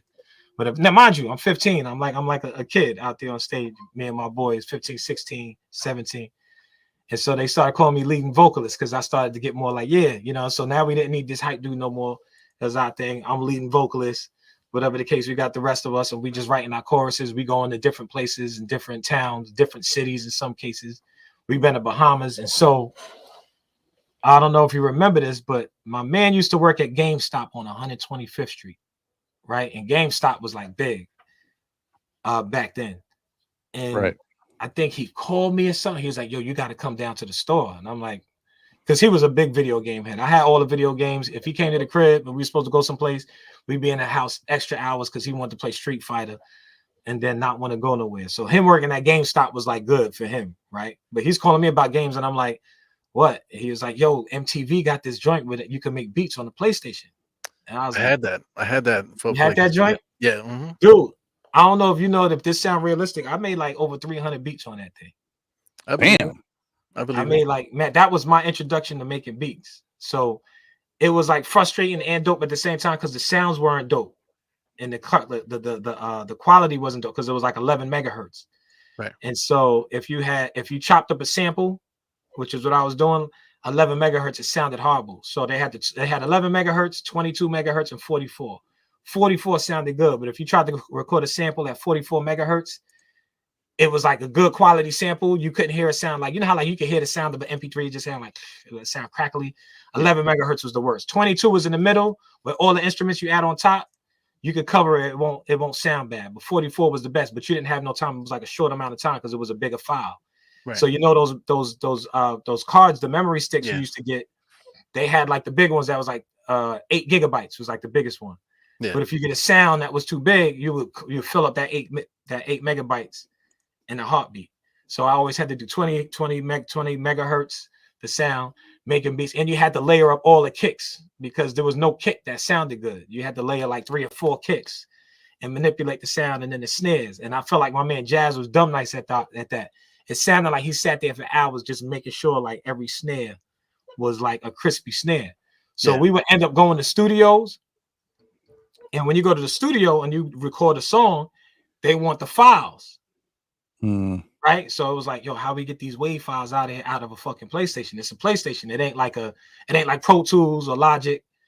It's like the PlayStation. So me and my man used to sit there. I would record all the joints every way, and I would have to try to figure out how to get them all to start at the same starting point so that when you have all the files, and then when you do that, whoever the producer is in that studio or the engineer, they'd be like, why does it sound like this?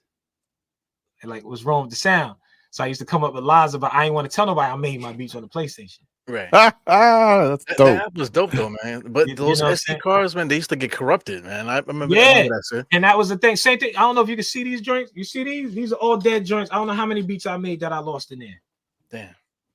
Wow. Hundreds of thousands of beats, just stuff that in the same thing. They call, you know, what do you call it? The joint that spins on the discs.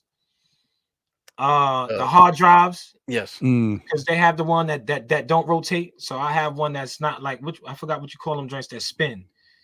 Because they die on you. You turn that joint on, but I found out a trick. I Googled it, how you make these hard drives. They say you put them in like the fridge or the freezer for like 5 minutes. Take them out and you got to get the files off real quick. Right. So I did it. I did that one time thinking like, put that joint in the fridge for a little while, came back, put a bit, the joint worked. I was taking stuff off there, pictures I had, grabbing it before the joint worked real quick. So I retrieved some joints, but it ain't enough time before it heat up. So it was that, and then the beats started to come, and then I started purchasing. As you can see, I have like all this stuff. It's not even like the half of it. Anybody, like you always have like parts of MPCs and all these different things laying all over the place. The old stuff because stuff is old. Yeah. My bad. Like I just I use my camera because it's better than. Oh, let me get this chance. My bad. Let me see. We back. Right. Yeah, here we go. Yeah, because I don't use the thing. You can see too much of the mess I got in here, so I use the camera, point it this way. You know what I'm saying? Keep it nice. What process do you love the most? Like making the beats or writing the rhymes? What process do you like better? It depends on the day, right? So like you might have like your favorite rapper, right? Let's say you love Nas. Some days you're just not in the mood to listen to Nas, right? Even though that's your favorite, you're just in the mood for something different, right? And that's kind of how. So it always started with the beat for me. Yeah. Right. That was the part I fell in love with the most, I think, at one point. But I fell in love with lyrics too. Right. And so very rarely does an idea for me start with the lyrics. For me. There's some people I know, like my wife is a writer, she'll have like lyrics. You know what I'm saying? So I don't write rhymes first. I never look. Now I got to change the battery. It's almost like that happened. I do have an extra battery, so I might go out for a quick second. But it's like for me, it's like the beat, right? Because the beat inspires the flow. I hear beat like, oh, I'm gonna kill this one. Oh, I know what I do with this one. I'm gonna tell a story on this one. I'm gonna do X, Y, and Z. And so for me, I would, if I had to pick, it had to be the beats. Because I could sit back, I could be 50, 60 years old still making beats. I don't gotta write rhymes. They'd be like, who's this old dude writing rhymes? But nobody cares when it like the beat, right? Like whatever it is. What's that dude that Jay-Z did that 99 Problems for Jay-Z? Old white dude with the big beard. Rick Rubin. Rick Rubin, right? So you would never look at him and think this dude is he produces a bunch of stuff, but like a hip hop producer, 99 Problems, you put him in the lineup of who you think did like the production, you probably wouldn't think, other than it had like a rock type of sound, whatever the case. So yeah, making beats is like that love thing for me. Should I switch my battery now? Should I do like the little stop the cam and mute it for a second and change my battery? Yeah, go ahead. Do what you got to do, brother. I'll be Move right straight. Back. Yeah, man. Thank you guys for tuning in. Once again, you are here. It's the NBA wrap up. Our special guest is Mr. Andre Jalil, better known as just Dre from Guard Up Knicks. If y'all have watched some of the Knick content that he's been a part of with his brother Apollo, his cousin Rick the Ruler, and my guy Joe, really dope Regular dude. Joe. Regular Joe. Yeah. Just regular Joe. Joe Regular. Yes, sir. Yes, sir. Go ahead, Ebro. Yeah, Chris. Well, No, with the music and the writing, so I'm a fan of you guys. You know what I'm saying? So I could see the process. Like your personality. You have a great personality. So I could tell that the beats are important because once you get the beat, then you come up with these elaborate rhyme schemes and stuff like that. Because like this one thing about hip hop, which what attracted me to it is just that there's so many different ways to do it. And back in the days, biting was like you just couldn't bite. Everybody had to be different. So one thing that sticks out with you is that you are extremely different. I don't think I've ever heard anybody like rhyme the way the way that you do things. I don't think I've ever heard anybody rhyme like that. So where do you get that from? Where do you get your uniqueness from? I feel like this. I feel like I'm like the typical New York rapper, right? One of the things I always loved about hip hop is like the whole braggadocio. You could talk your shit and like have fun with it. Like one of my favorite rappers that I don't think was nearly as talented as like the talented rappers was like ODB. He was himself, right? Like there was no other old dirty bastard. It was always him. He was always going to be him, right? And he was unashamed. And so I'm a lot more silly than I have a lot of rhymes that I never released because I was like, I don't know how people like I'm some kind of big time artist, but I have like a lot of stuff that I have a lot of humor. Like I could be in third person here, say some cool shit, and then jump back over here and say it. And all of that comes from like the humor. If you listen to somebody like Big Pun, right? Incredible artist. One thing that I always loved about it, you could tell that the dude was like some dude you hang out with. He'd be funny as shit, right? Yeah. He'd be like the funniest dude you ever met. Or somebody like Busta Rhymes, and you hear his stuff, and they just not ashamed to be like that. I think that's a big part of. But people say that they can hear it, and you would laugh at a lot of lines that I have. Like I give you an example. There's a song I wrote called "Party with the Girls," and I said I walked up in Eugene's, same old shirt with a pair of new jeans. I worked that magic like my name was Houdin. This fat girl want to dance. I'm like, nah, I'm cool beans. Like, you know what I mean? And it's not like it's like I'm telling you a story, but it's like funny. My dude is like, homie, that's wrong. So I turned around, grabbed a chunky ass arm, told the DJ, play that funky ass song. Like, it's just like this whole thing you're going through. But it's like, I watch people while I'm performing and they like looking at me smiling like, how like some of you telling a story, somebody waiting for the next line and they just like waiting to hear it. Cause like you telling a story, it's like you could kind of see it. Cause I'm a big fan of that. Like when somebody's rapping and they tell a story and like you could kind of visualize that. And as a gospel, starting off as a gospel rapper, that was you always had to be unique. You had to come up with a way where you could say something corny, if you want to call gospel that, something corny or something that's uninteresting and make it sound interesting, right? Right. So one of the things me and my boys used to do when we would drive, let's say to Philadelphia from New York City, 2-hour trip, 2.5 hours. Like one time we freestyled the whole way. Right. So that was like another thing, a badge. You had to be able to freestyle. A lot of dudes ain't on it like that with the whole freestyling thing, but you had to freestyle. And when you freestyle, Even like today, if I wanted to write something, say you made a beat for me, and I like the beat, I didn't know what I was gonna do. Yo, send the data deck. Record myself getting that, because your freestyle gives you what you. It's like because when you freestyling, you're going with the vibe. Right. You're not really thinking about what the words are per se. You are, because you need to make it rhyme. You don't really need to, but you do. But sometimes you just come up with something like, oh snap, that was dope. Let me write that down and actually make those words work. And then you just like go from there, whatever the case may be. So it's a combination of it just being a part of what you do and like having fun. You got to have fun, because that's like the fun part. I could have to be to work at 7 in the morning and be writing rounds till 5 in the morning. Like, oh shit, let me get an hour of sleep, you know, like, because that creative process was so dope that I just couldn't put it down. I couldn't let it go. Even if I did try to go to sleep, my brain is triggering and firing that I can't even go to sleep if I try. You know what I mean? You just got, let me just get this line down. And so all of those things are like a creative part where it just grabs you like that. So that's where that kind of stuff comes from. To answer you. That's dope. Yeah, that's dope. Interesting, man. I always like that stuff. I didn't mean to cut you off, Eru, but I was just gonna say I always like that type of stuff. I like storytelling rap. Always been a big fan. That's why Biggie was so influential to me.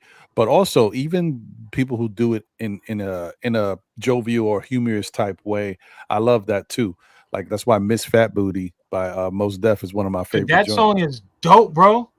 And like the see, when you mention that song, like when you said it, it's not like I don't remember how it sounds. I remember how the story made what it made me see. I know and said the word, but I know, you know, whatever the case. And then how you gonna walk out of here without saying hi to me? He was like, oh shoot, like, you know, whatever. It was just like, you know, oh word, like, you know, had the stuff in the back. Like my man said X, Y, and Z.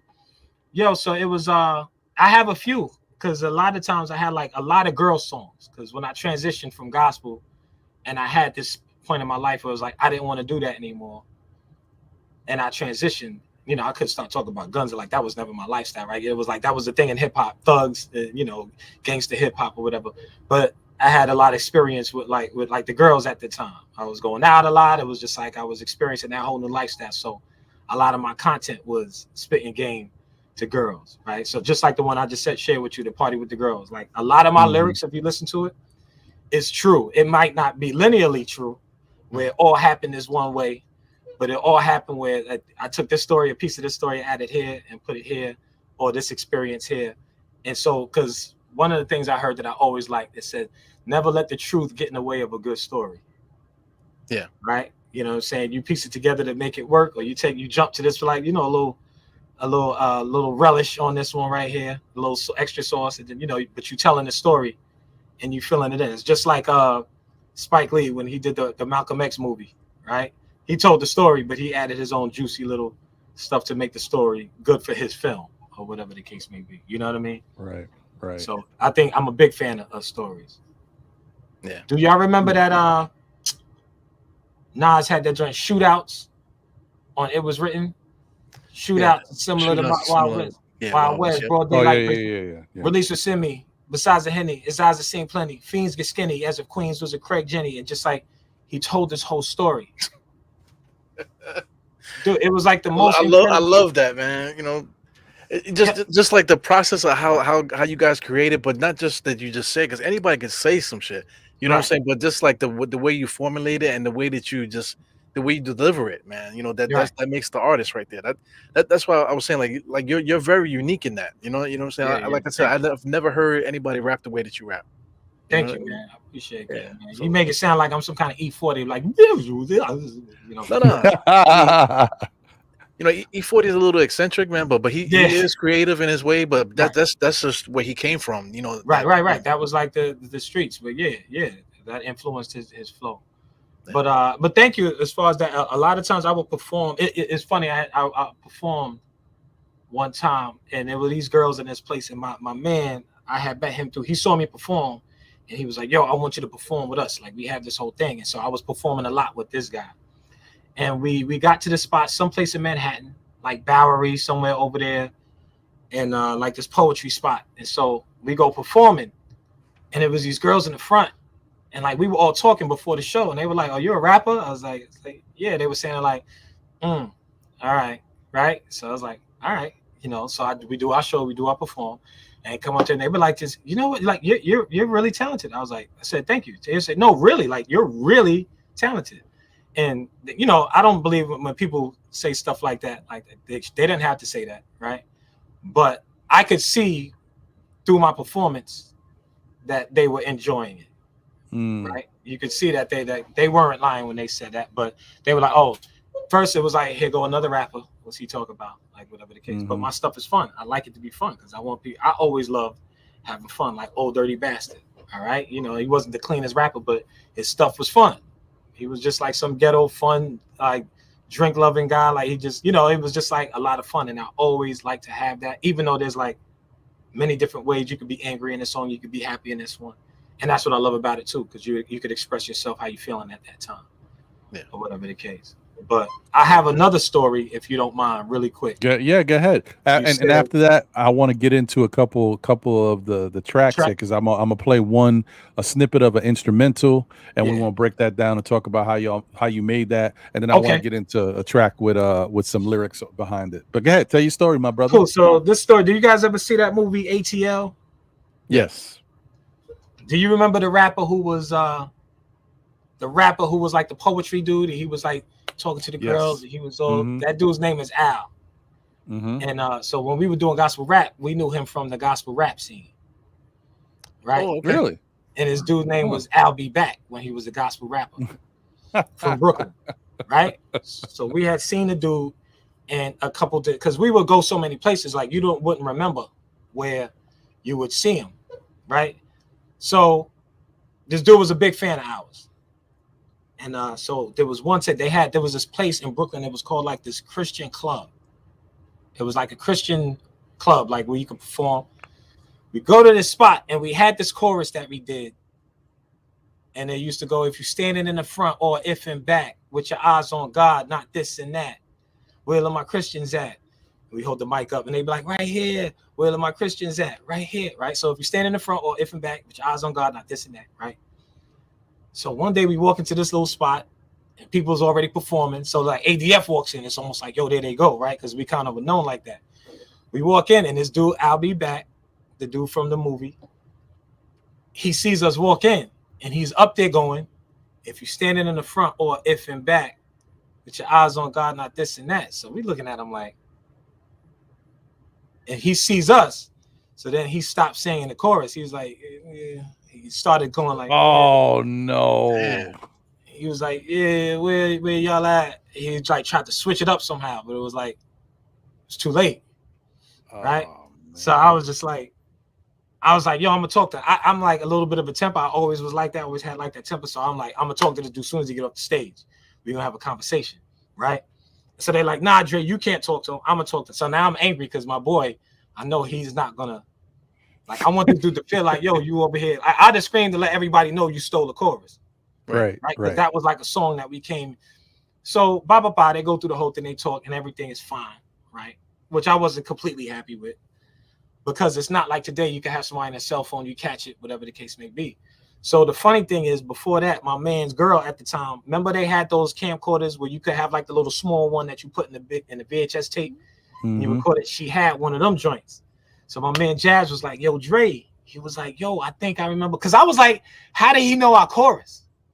Right. You know what I'm saying? I'm in there like, yo, we didn't have recordings of the song. You had to see us live to hear these songs.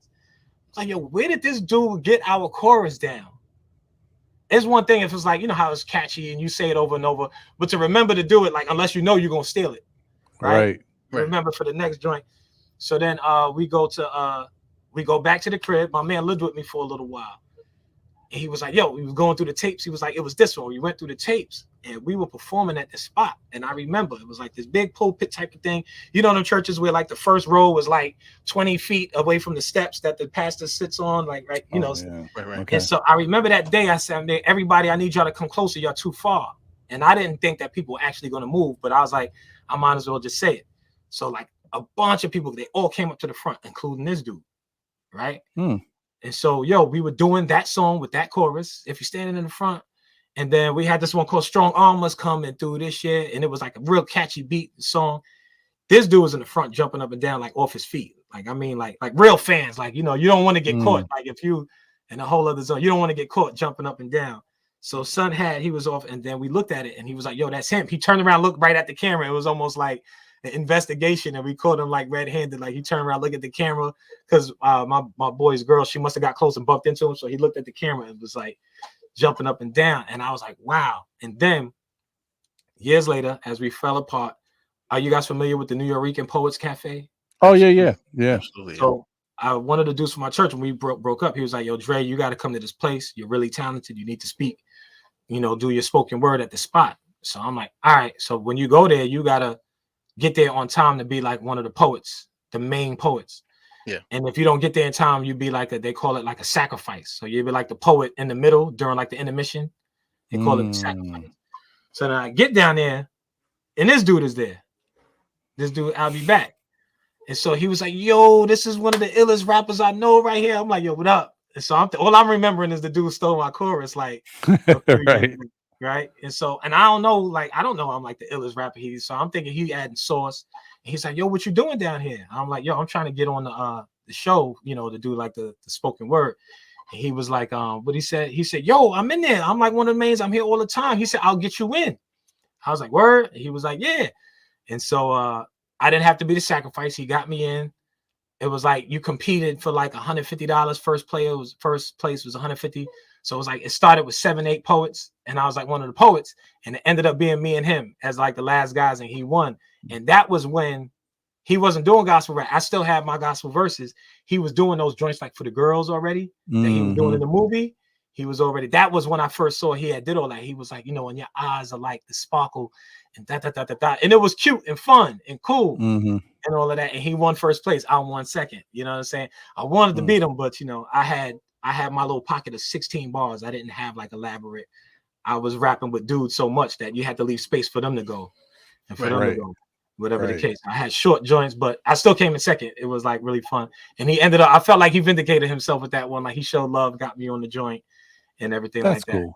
And we've been cool ever since. Yeah. That's a dope story, man. Because you never know. I mean, they do say imitation is the biggest form of flattery, right? So I guess he was so taken back by what y'all was doing up there. He's like, hey, yo, this is dope, man. I wonder if I can spit it like they. I'm gonna take a little bit of this, yeah. Because how would you know you're gonna get caught like in a situation like that? Like there was no like internet, it was no internet. There was no social media or somebody had to have the tape. I was wondering where that went. So y'all got to see it because somebody was recording. Y'all got to see him in the crowd. I was thinking he pulled the stomp the yard on y'all. He had a, you know. Yeah, no, yeah. Like he did it. Now my man's girl at the time, she always had the camcorder. So anywhere we went, he brought his girl.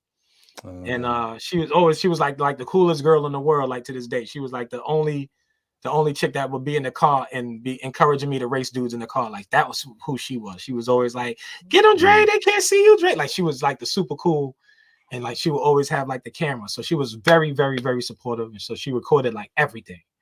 And I still got tapes of stuff of some of the stuff she recorded. So she was like a hype woman roadie. Yeah. Yep. Man, she was like that. Yeah. That's dope. And that's how we had that tape for sure. Well, cool. I mean, that's a dope story, man. Crazy how things happen. You never know. You know what? Now that you mentioned the New York, I used to be in those little things too, man. You know, hanging out and stuff. So we might have crossed paths at maybe crossed paths one time before. You know what I mean? Were you ever performing, or were you were just in the crowd? I used to perform all the time. I used to do like, you know, my little poems and stuff like that. I was on the ladies stuff too, you know. Ron, look, you got another guest on the show. Man. Who knew? Yo, he be so quiet with it, man. I can't be a rapper because I can't remember nothing, man. So I can't remember my rap. So it's like, what's the, you know?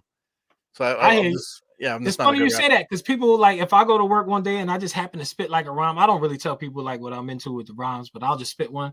And the dude will be like, there's Italian dude. He was like, you wrote all that? And I was like, yeah. He was like, how do you remember that?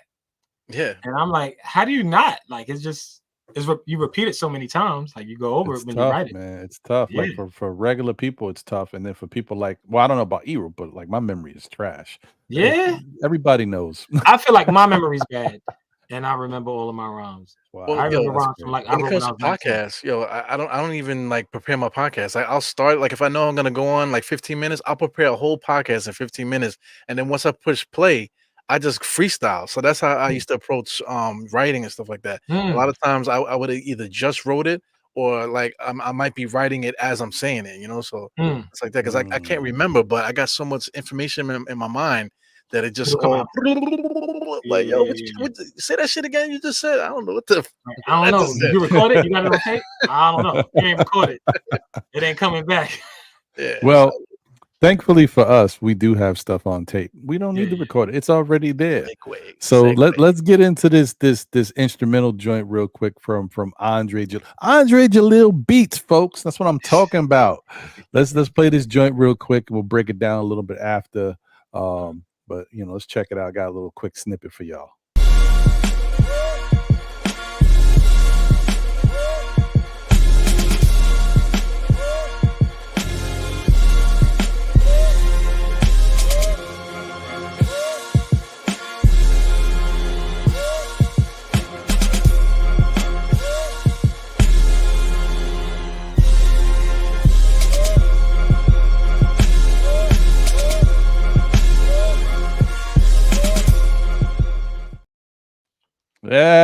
Yeah. Dope.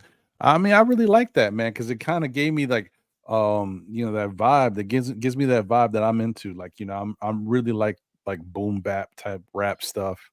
And Yeah. it gives me that vibe, and that's like right up my alley. How'd you go about what was the process in making this song? When I first started sampling, I didn't have like old school samples yet. I didn't know where to start. But one of the things I always had, I had classical music. Right. So when I fell in love with it because classical music is such dramatic, big sounds. You know what I'm saying? Like they got all these instruments that I can't even name. And it's just like it changes. It's like if you listen to classical music, it'll have like a really quiet part. And then it'll just have this like explosive part. And it's just like I'll hear it. And I'll just like, what's that part right there? I want to say that's 3 minutes and 22 seconds into the track. I want that piece right there. Right. So sometimes you don't know how in your mind, you're like, you're going to play it the way it's played there. But sometimes you take the pieces, and anybody who produces, they know you could chop it up. So you can hear this one, bam, bam, like you just make it do a whole other performance of the sound. So you chop and make it do that. So that sound needed like drums that like,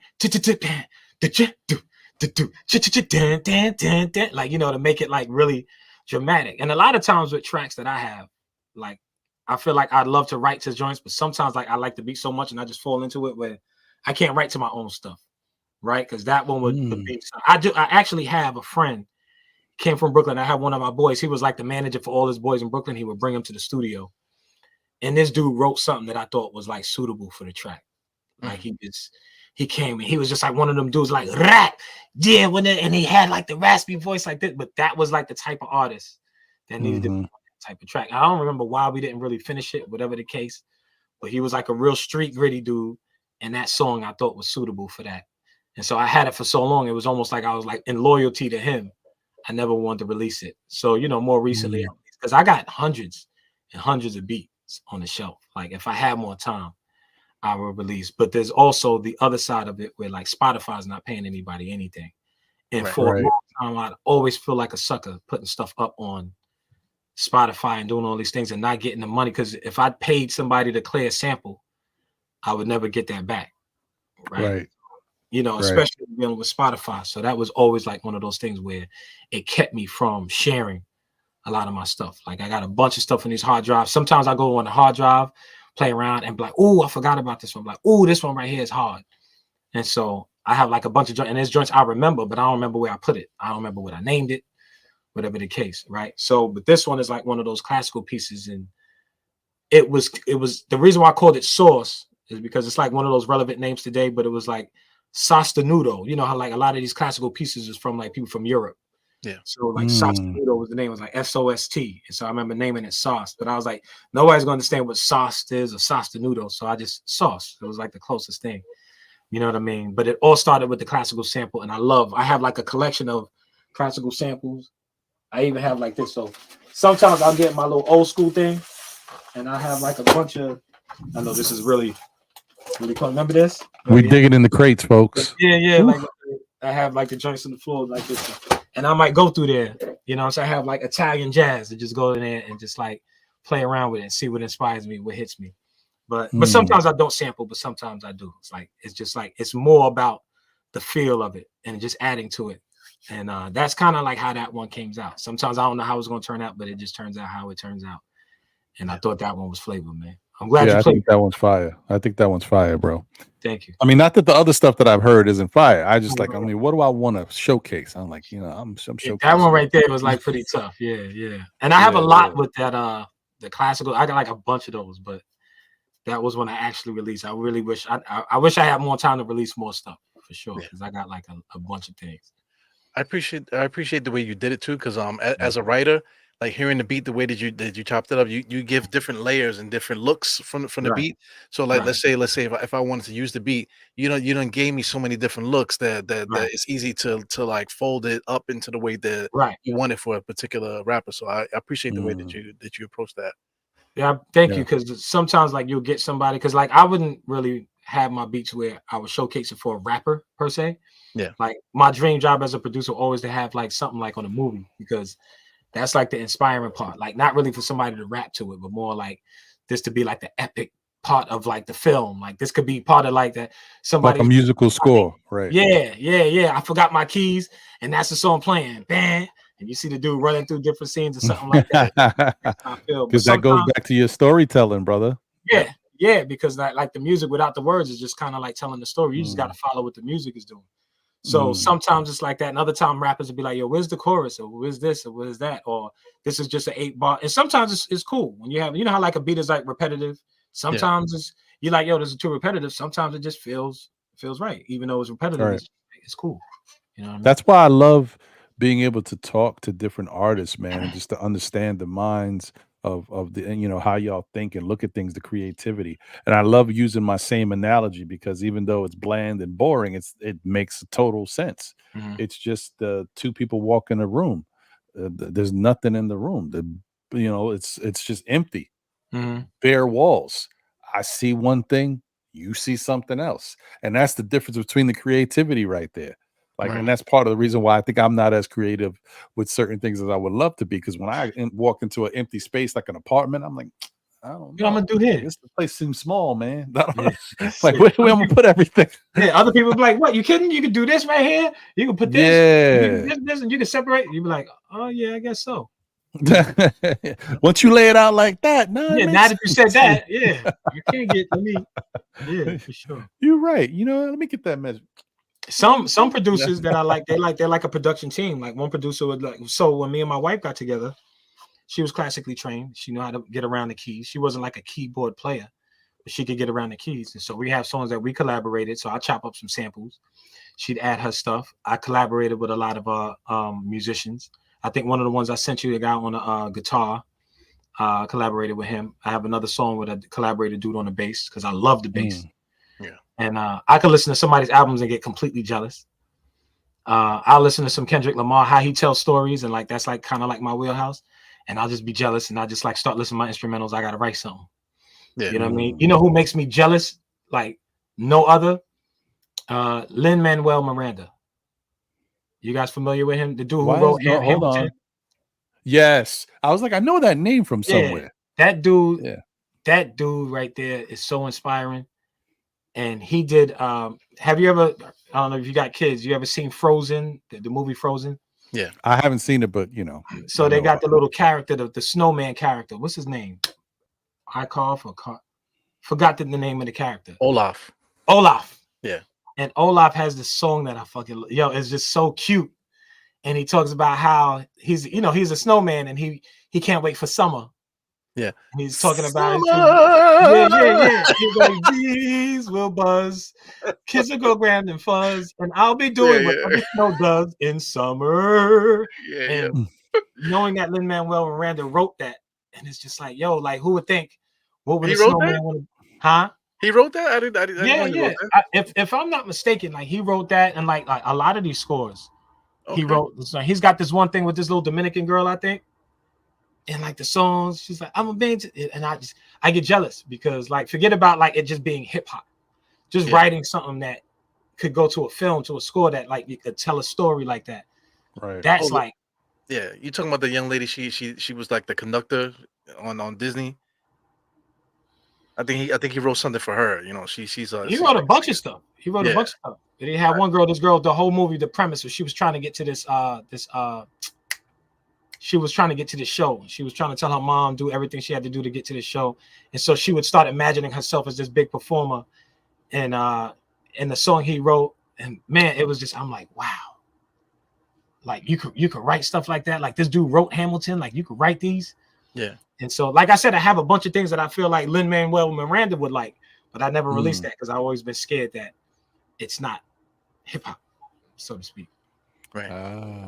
You know?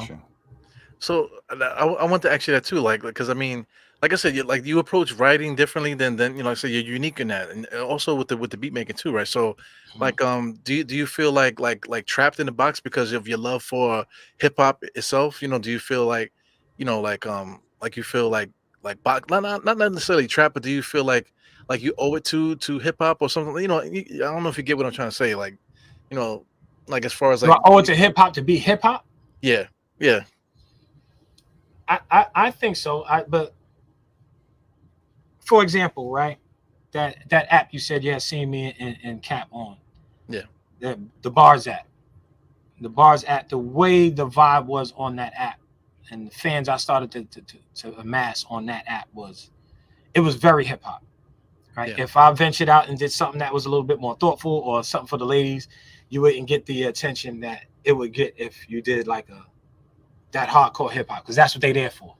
Right. People want to hear like bars, or that's they want to hear that and be like, oh shit. So I have like some different joints where some cool stuff. I told the story. You know how it is. I walk in and the chicks look. That's how it is when you bake and make shit cook. In any case, if you in the place, you might catch me bust a move if you give me space. But now I don't dance. I just pull up my pants and step to the first chick I catch glancing. And it was like a cool story. And it was like, you wouldn't get nothing for that. But if I got like the other joint, I don't know if I could think of anything offhand, but if it was like more like harder or whatever, it'd be like, yo, fire. Woof, you get all the fires and all of the different things with people expressing and all of that. And so, you know, there's a lane for it. It's not like it don't mean that you don't do that stuff. But for that app in that place, like that's the type of hip hop that they're looking for, right?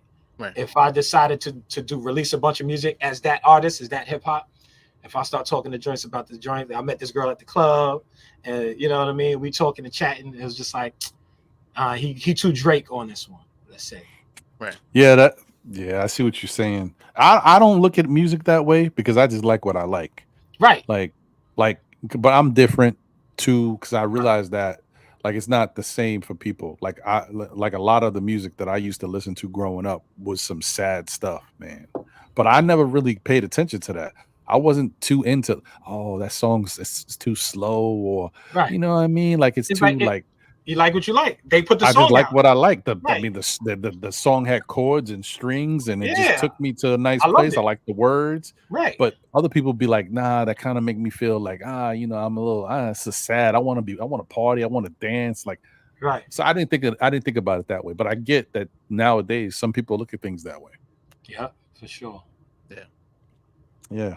So before we get up out of here, you know, we've been rocking for a minute, but we got another joint we got to play with some bars. And so I want to also get your take on this joint. Okay. As you know, Mr. Jalil said that joint, the instrumental one was called Sauce, or it's really Sauced, but he broke it down. But this one is called That Anointing. I appreciate you, my brother, because you know, I try my best, man, especially when it comes to the music, to try to keep it as clean as possible. Because So I gave that's you where the clean YouTube version. will get you. Yeah, for sure. So let me play this joint, and we'll kind of get into it and break down the process with regards to this one.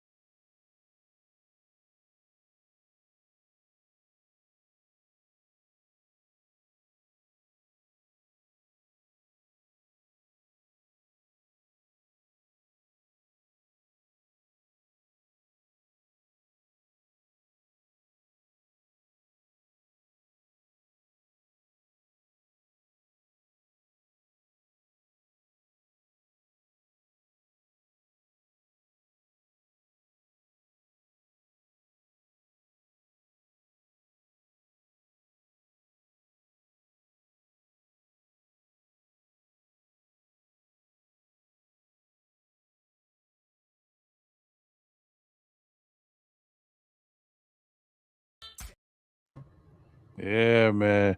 I'm sorry about that. Actually, when I think about it, I don't know. And I apologize because a lot of stuff is happening. This is behind the scenes stuff happening on the fly. Yeah. For whatever reason, I thought the chorus came in already before, and I'm like, oh, so this is the second time the chorus is playing, but really it was the first. I would have let the chorus rock. So that's my bad. I cut it a little too short. Y'all can't touch me because I got that anointing. Y'all can't touch me. But so yeah, that because that whole anointing thing came from. It was the same sample that Kirk Franklin used. Yeah. Right. So if you remember that one, because it came from that Patricia Russian song. Yeah. And when he sampled it, She's one of my favorite artists. Yeah. Yeah. So when he sampled it, it was like everybody viewed it as like a gospel song. And so, in the church playfully now, like when I use it, people are like, oh, you got that anointing. Look at you. That was something that we used to always hear. Like, oh, you got that anointing. So that hearing that vibe just made me think Kirk Franklin, boy, I got that anointing. You know what I'm saying? But of course, there's a bunch of stuff in the song make you think. I'm not really like talking like I got like some real like from a Christian standpoint anointing, but it's like a fun joint. You know what I'm saying? Y'all can't touch me. Tell them why, because I got that anointing. And, it goes with the dun dun dun dun. So that was like really like a fun joint. Like as I said, Ebru, that was like more of like the hip hop. Messing with Dre, that's a big mistake. Hey yo, Dunn, tell your boy he better hit the brake before I kick his face. And then I put the sound effect back there, so you kind of like just get it. That it's not. I'm not really talking about. I'm trying to really kick nobody in the face, but like we right. You make it fun. It's a word play, but it's also fun. Yeah, man. When you said Soldier Boy, Drake. Yeah, Drake is everybody know if you know that part. Drake, you know what I mean? When he was like talking about whatever he was on that talk show. Podcast on YouTube. So yeah, that's a fun one. I appreciate you liking that one. And that is the clean version. Right. Because for the show, I want to make sure we had something. I appreciate you, my brother. But I released it as so that was my whole thing. Because everybody has different walks of life. Sometimes I'm with my daughter when I want to listen to something, and then a lot of times it's like it has curses in it. It's like, I can't play this with my daughter or my wife don't like that. And I remember I don't know if you remember that song by J. Cole where he did the Tribe Called Quest joint. Doom, doom, doom, doom. And he said, me and my bitch. And I was just like, I wanted to play with my wife. I was like, baby, this J. Cole song is fire. He did the whole, and then he said, me and my bitch. And she was like, pfft. I was like, all right, never mind. I had to change the song. Like, you said, I had to just like try to give him something. So when I release a song, I release the regular song, whatever, all my curses in it. I do the clean, I do the acapella, and I do the instrumental, because that takes me back to like the time I used to love getting singles. Right. You would run to the store, you get the single because they had the acapella, they had the radio version, they had the clean version, the instrumental. You know what I mean? So when I release stuff, that's how I always wanted to do it, like that. So that was one of the joints, clean, the dirty version, and all of that. Yeah, that's dope. I mean, because I know what you're saying though. I've always been like that too. And sometimes I know people get mad, like, I don't want to hear that. Like, I want to hear the regular version. Right. I mean, it don't make a difference to me. I listen to it because I know what I know what they're saying. Right. You know what happened to me? I realized I guess I'm traumatized. So that's why it goes back to this. My son is 20 years old now. He's about to be 21 in a couple months. Okay. His first birthday party, it was like his christening party or whatever. We didn't have a DJ and nothing like that. I was in charge of the music. There's all types of people, different family there, and I'm like, damn it, why I gotta be in charge of the music? I'm like, I don't know if I got the music that everybody want to hear. I hate that. But you don't feel like you ready for that stuff. You be like, damn, because all everybody's gonna point to is whose music is it? Yeah, whose is this? You know what I mean? Yeah. So I didn't really have anything. I just grabbed whatever was on the radio or on. I don't even think Spotify was out then. It was something else. Yeah. Whatever it was. So I grabbed whatever I had and I just played songs. And for the most part, the songs was cool. But there was a couple songs in there that was just not quite who's this? Right. A 1-year-old birthday party? Y'all got cursing in here? Who's this? This is a 1-year-old. Yeah. You want to talk like this? Yeah. I can't not. You would think because I'm so, remember one of those songs was by Bubba Sparks. Miss New Booty. Yeah. I was like, oh no. Yeah, you rushing, trying to skip it, like pressing something. Yeah. And I wound up. The funny thing is, I wound up playing it, and then we had no music later, and it played again. I was like, damn. Oh man. So anyway, ever since then, whenever an album comes out, I always try to grab the clean version. first if it's available. If not, then I'll grab the regular. But yeah, I've always been. I don't know. It's always For whatever reason, it matters to me. I do not like the clean versions. No, I know most people don't, because the other thing too is, and I'm not creative like that, but I think about it with any creation, like when you do something, it's like if we do a podcast, right? And we take time to put it together and we want to get a point across, and then we want to Just talk like it about is. it. And then you take my podcast and you say, like, try to relate it to other people. Like, yeah, and then he did this and he said, and I didn't say that, or I didn't do that. And that's not what I wanted you to get out of. Like, I can understand. So, like, when a person, an artist is creating something, how they're giving it to you is how they intended to give it to you. So I get it.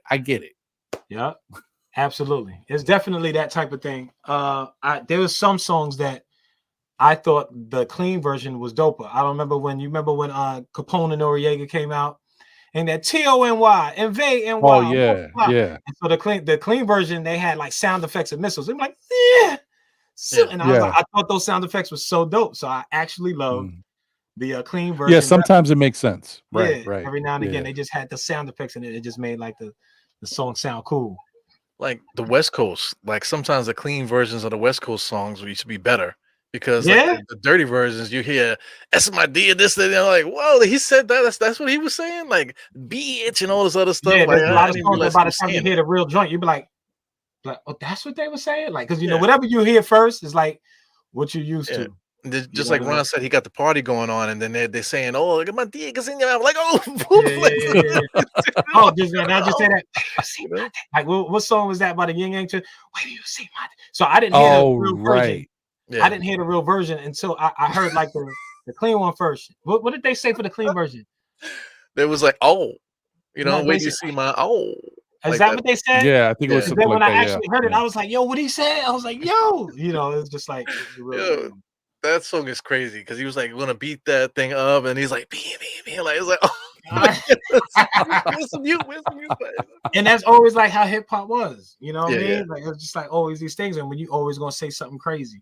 And it's like that. It's like that. But I feel like that for me, that's the fun part. Like I feel like cursing is more fun than like actual anger. You know what I'm saying? Drake sound like Raekwon. You know what I'm saying? So I never heard that. I heard Method Man before. Say what? Like if you got a curse though, you gotta like flip it a certain way. It can't just be like, Yeah, a lot of times it's got to be stylistic. You're not just out there just cursing.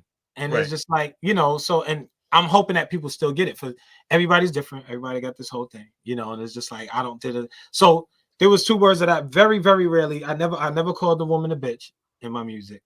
Right. And I never put out anything that was like the N word because I never wanted to use that. I always felt like that word was overused. I just felt like there's just some ways it's just like super disgusting the way it's used. And like, I just feel like there are some times where you could use it and I understand what you're trying to say, but like nobody's ever trying to be artistically clever with that word. Yeah, I hate it's like a crutch too, like a punchline. And like use that as a punchline. They don't have like the words to use, and so like they just fill it in with the N word. I don't like that. And I was never the type to where I feel like women should be disrespectful. So one of the things I love, there's this song in it. What's this girl, Saweetie? And she got this song. That shit wasn't busting. I knew I shouldn't have upped them. And she talked about she was like, I'm gonna put this pussy in his mouth. And the reason why I like that type of thing is because we've been talking about women like that for the longest. Right. And someone's like, I'm glad they get their turn to be expressive and do that, even if nasty or whatever you call it. Yeah. I just like enjoy that when Nicki Minaj says the stuff. She's like, this dude, he was like the Eiffel Tower, something like the Eiffel Tower. Like he was, and I just, the fact that she could express herself in reverse, like as opposed to how we talk about girls and their asses and they talk about our features and what she liked or whatever the case. I just think it gives balance, long needed balance, because a lot for a long time. And the funny thing is you bring that up, and we talked about it. We had a long talk about it last week on the show, and we've talked about it in the past. Like I understand that there's a lane for that type of music and for people to have that expression. And why should men be the only ones who express themselves that way? Women should be able to express themselves. Yeah, my only issue that I ever had with it is today's hip hop is so limited. There's no creativity in it. So there's only certain roads. There's like 3 or 4 roads, and all the music fits into these roads. Whereas music coming up back in our day, we had all types of different. We had NWA, but we also had Diggable Planets. We had Notorious B.I.G. We also had Tribe Called Quest. We had De La Soul. Like, we had so many different lanes. We also had happy hip hop, Kid and Play and Will Smith. We had, Nice and Smooth. Like, there was so many different types of hip hop that you could choose from. And right now, like, I feel like they throw in this one, maybe 2, 3, maybe 4. I don't know, maybe 4 styles of hip hop at me, and that's it. I just got to deal with it. These are the 4 styles you got. It sounds like being a producer, right? And seeing like the how hardware and software have emerged and how they've developed. So now with the software part, they have these things called packs. I'm not sure if you know but they have like these beat packs. So now it sounds like what's happening is every single producer, R&B producer, trap producer, they're all using the same packs. Right. So like, it's not like a producer is anything like they're just taking like these packs. They buy a pack and they insert it. So like they come up with some ethereal background sound and they insert a pack and they'll do some stuff. And every now and again, somebody will do something a little bit different. But back in when we were creating, you go 15, 20 years back, producers had to come up with their own sound. Even if you were stealing sound, we had to manually steal those sounds. Yeah. It wasn't like you could take it and have a pack and then everybody's using the same thing. Producers had to go against. I used to do these production competitions, and everybody was unique because you grabbed your sound, and like the more it emerged and the easier it was to take sounds and do all this stuff and software. Now everybody's stuff sounding the same. So as soon as this guy do something and then blow up, now every other producer come and they want to get that pack and just use that. And then so that's what it's like. You said it's like 1, 2, 3, or 4 sounds, and it's like the hi-hats, a bunch of hi-hats. Like you said, the 808, the low vibration thing. And I don't know if the 808 thing is like a bad thing, but because I don't know how you could. It just sounds so consistent that it's always like that sound. It almost is like. Almost like what's the word? Like a cult-ish. It kind of feels like that because everybody's using it that way. Right. You know what I mean? So agreeing with you, Ron. So it's the hip hop is gotten boring. I was the opposite. Like you remember said in the beginning, like you didn't really like said like the Al Green sample, you didn't realize it was Al Green, that type of thing. Right. I was the opposite because my for my uncles, my grandparents, everybody, they all played that music growing up. Right. So whenever they used the sample, it used to blow my mind because I can hear the sample and I notice where the song is coming from. So it's like, when you hear that, like it's like, yo, I can't believe that they flipped it like that. You know what I'm saying? So it blows my mind. So like you're saying, the point you're making with the packs kind of takes that away. You know what I'm saying? I mean, it is stealing. Sample is stealing, I guess. You know what I'm saying? But the way that you find these obscure sounds and like there's the song, but you found something in that song and then you pulled it out and you flipped it in such a way that you can't even tell where the hell that sound came from. Right. Or what part of the song they got. So sometimes I listen to a Kanye because they used to call me the Harlem version of Kanye West, right? Yeah. Dudes always coming in and out of the studio and they be like, yo, Dre, what was you smoking? I never got into smoking, never got into drug. Yo, Dre, what was you smoking when you made this beat right here? And I was like, I wasn't smoking nothing. I chopped up the sample and I did X, Y, and Z. And I would listen to like Kanye. For somebody who know how to chop up samples, right? Yeah. And for me to listen to a Kanye sample or because one of my favorite boom bap producers is Just Blaze. That motherfucker was nasty, right? So he would chop up samples in a way where I'd be like, yo, which part of the song? Like, you know how like you said, you're familiar with the song. And I'm like, wait, where did he get that part? Like, how did he get like a clean section of that? I want to do that. Like, I want to try that. And, and sometimes you could he probably took it from the end of the song because the end of the song is where they didn't have the words on it. And he chopped that and put it with like a piece of the front. And so that it's a lot of work. And so you're like your own little maestro. You're taking pieces and parts and make it, you know what I'm saying? So I'm like, Jay-Z hit the lottery with having both Just Blaze and Kanye West in the lab. Yeah. Unbelievable, man. And then the funny thing is, like, Just Blaze, like,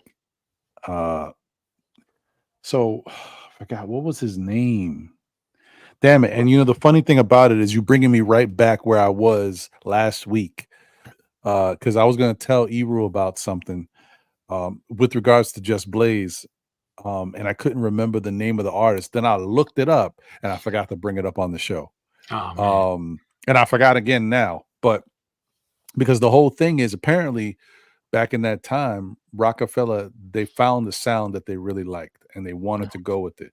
It's the same sound that they used, but it wasn't Just Blaze. It was another Yeah, it was another producer. artist. They were beefing And with each other because he thought and because Just they Blaze couldn't stole it. have him, they asked Just Blaze to kind of mimic the sound. What? He did Yeah. yeah, and he did a great job of it to the point where it started to become his sound. Right.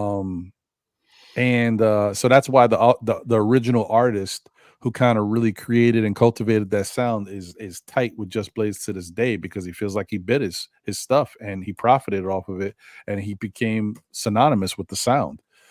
Incredible. Yeah, it's wild stuff, man. I mean, it's Incredible. this type of stuff that if you don't know unless Bink. you pay attention to that. The Bink. producer's name is Bink. Bink, Yep. right. Yeah. Really? Yep. Never Yeah, heard his of name him. is Bink. Yeah, look up Bink and then you'll be surprised at the songs that he created because you thought it was Just Blaze, but it was Bink. What? Yeah, do your homework with that stuff. Look up Bink, Bink, and then just just go through down that rabbit hole. I gotta look at that, man. Yeah. Because Just Blaze was like inspiring for me. Timberland. And don't get me wrong, Just Blaze is incredible. And I don't, that's the thing, like it's not fair to kind of categorize him as just that guy who took that sound and that's all he's known for. Because Just Blaze is known. I mean, as time has grown, he's grown into being even better at what he does. Just even watching the video of how he did that song for Jay-Z with the drum guy with the drum pattern and just to put those live drums in it.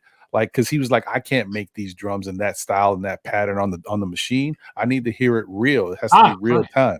Yeah. Yeah. I had I had the software. It's called BFD, and I think that it stands because they never put what the acronym meant, and I think it's called Big Fucking Drums. I think that's what it was. Whenever I found it on the internet, that was what BFD stood for, and had a picture of the drums. And I used to use that because it was like live drums. And so the cool thing about it is it was one of those first ones that I remember you hit it soft. Like say you hit like the cymbal on the drums, like the like the crashing cymbal. If you hit the key soft, it was like you tapped it. You hit it medium. It's like you hit it hard and you hit it hard. It was hard. So you could kind of give it like that, like if you wanted to, like you hit it. And it had all of that type of dynamic interaction like with the drums. And it was called BFD. And they had one where if you held it down, it would do like a drum fill. Yeah. Right. And so like it would like do all of that. So you didn't have to sit there and know how to program drums like that. So BFD was that joint that was like the little I agree with you. He said Timbo was the greatest ever. I was just listening to his stuff yesterday. Timbo was like one of my inspirations. I would listen to a Timbo song and like create a beat because Timbo did it. And one of those things I do now because he like Timbo will have like in the song, you all tell them something at all. Right. Yeah. And I would do that to some of my joints. And a lot of times it didn't work. Just like you tried it didn't work. But every now and again it did. So I'll listen to a beat like, oh, that's that one that Just Blaze inspired. I mean, that Timbo inspired me to do. Yeah. But his stuff is incredible. Especially but that's the thing with Timbo. Like he's so innovative and so different. And listen, let's not forget that, for every masterpiece Timbo created some wild stuff too that just never made the time of day. You know what I mean? But then there's also the stuff that he made for one person that didn't work for another person. I remember like just looking at the studio stuff when they followed Jay-Z, which is always incredible. I love anytime you got Jay-Z in the studio, I'm hype. But when he played the joints for Jay, he was like, "You want that bounce?" Yeah. And he played a couple joints for him, and Jay was like, but he knew because he knows Jay already by working with him what he was feeling and what he wasn't really feeling. And one of the songs that Jay-Z passed up on was one of my favorite songs ever from Ludacris. I forgot what's the name of the song, but Ludacris killed that song. That's one of his best rhymes, if you ask me. Really? At least a lot of people. Yeah, a lot of people believe it's one of his best rhymes because it's the flow. It's the song with Sierra. Oh, is that the one where she was bouncing? He said, Yeah, a good hit person better than, huh? MVP with a back like that and a back like that. CC, but a CC me. Hey, I Yes, always felt that like that beat was was the best originally for verse Jay. ever. I always felt Yeah, like that was the best verse ever. killed that. He killed She that. ride it like a roller coaster. As soon as I get it to the top, she screams, with a back like that and a back like that. CC, but a CC me. That joint right there, right? Because them legs just keep on going. So I gotta put it to bed. Yeah, he killed that. He killed that for sure. Being creative is a blessing, man. So that's why I like talking to artists and stuff, just to hear what your opinion about certain things, just hear you talk about music and your story and stuff like that. Because I mean, just to be creative like that, because like I said, I'm creative, but I can't remember nothing. You know what I'm saying? But for like you, like to be so creative and like I mean, it's a blessing, man. It definitely is a blessing. You guys are like gods amongst us. I said that a few times on the show, man. People that are creative like that, you guys are gods amongst us. You know what I'm saying? Have you ever seen? Because I always felt like that creative. What was it? It's a cartoon on Disney. What was it with the dude who played like the saxophone or something? He was a jazz player, and it's a movie for kids. But the concept is not conceptually. It's not about not for kids.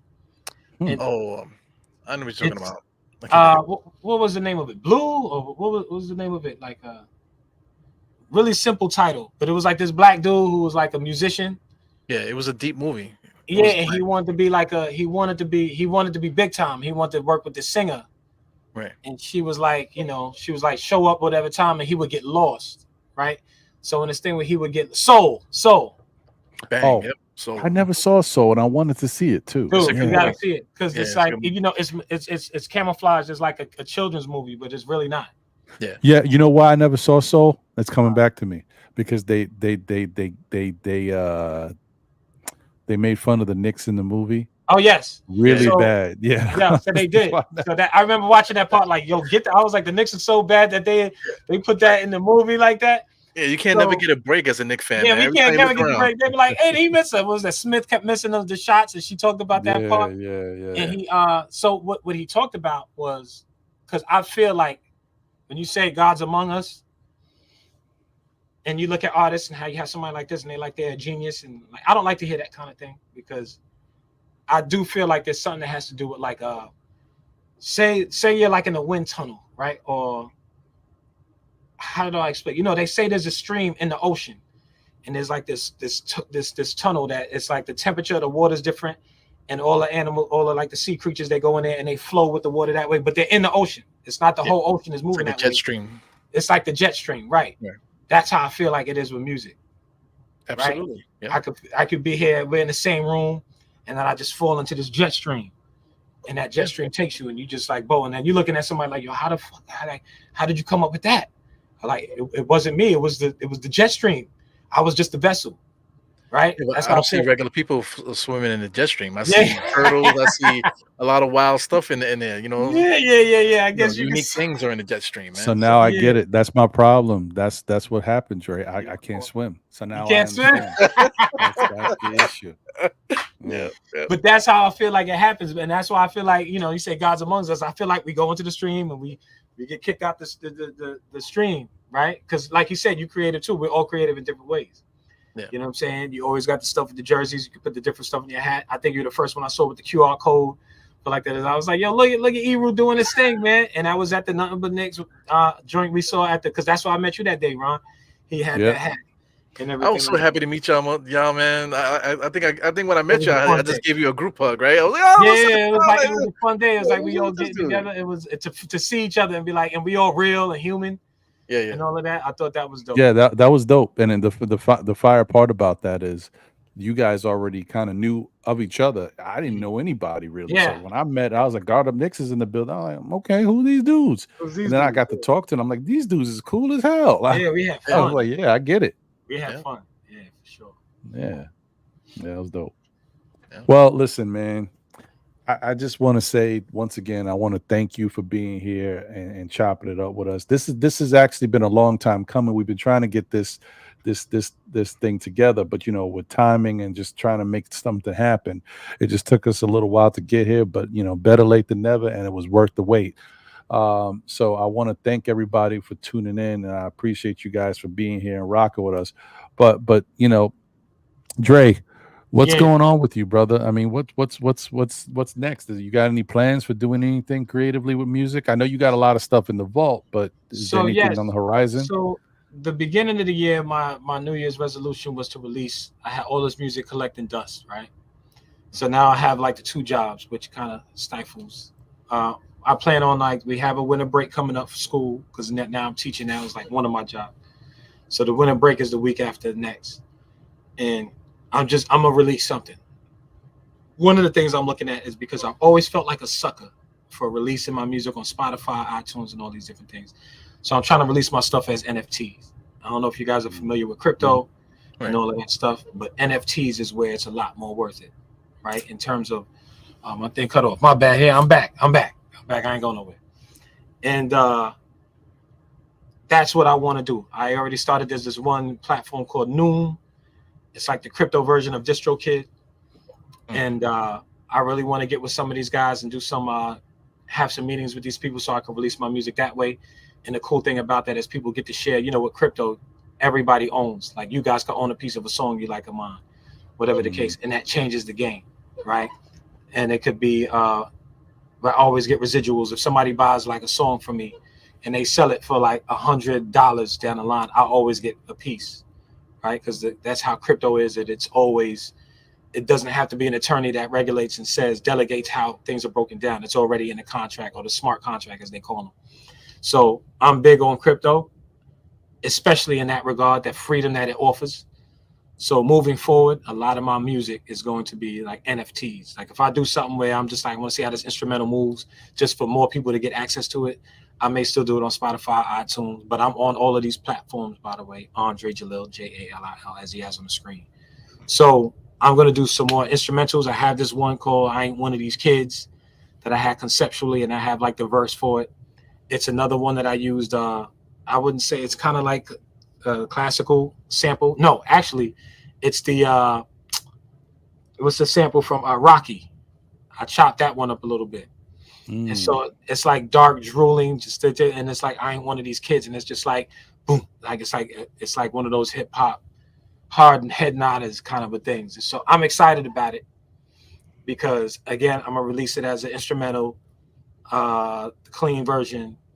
That's the curse. I don't know if I have a lot of curses in that one, but either way, in the acapella.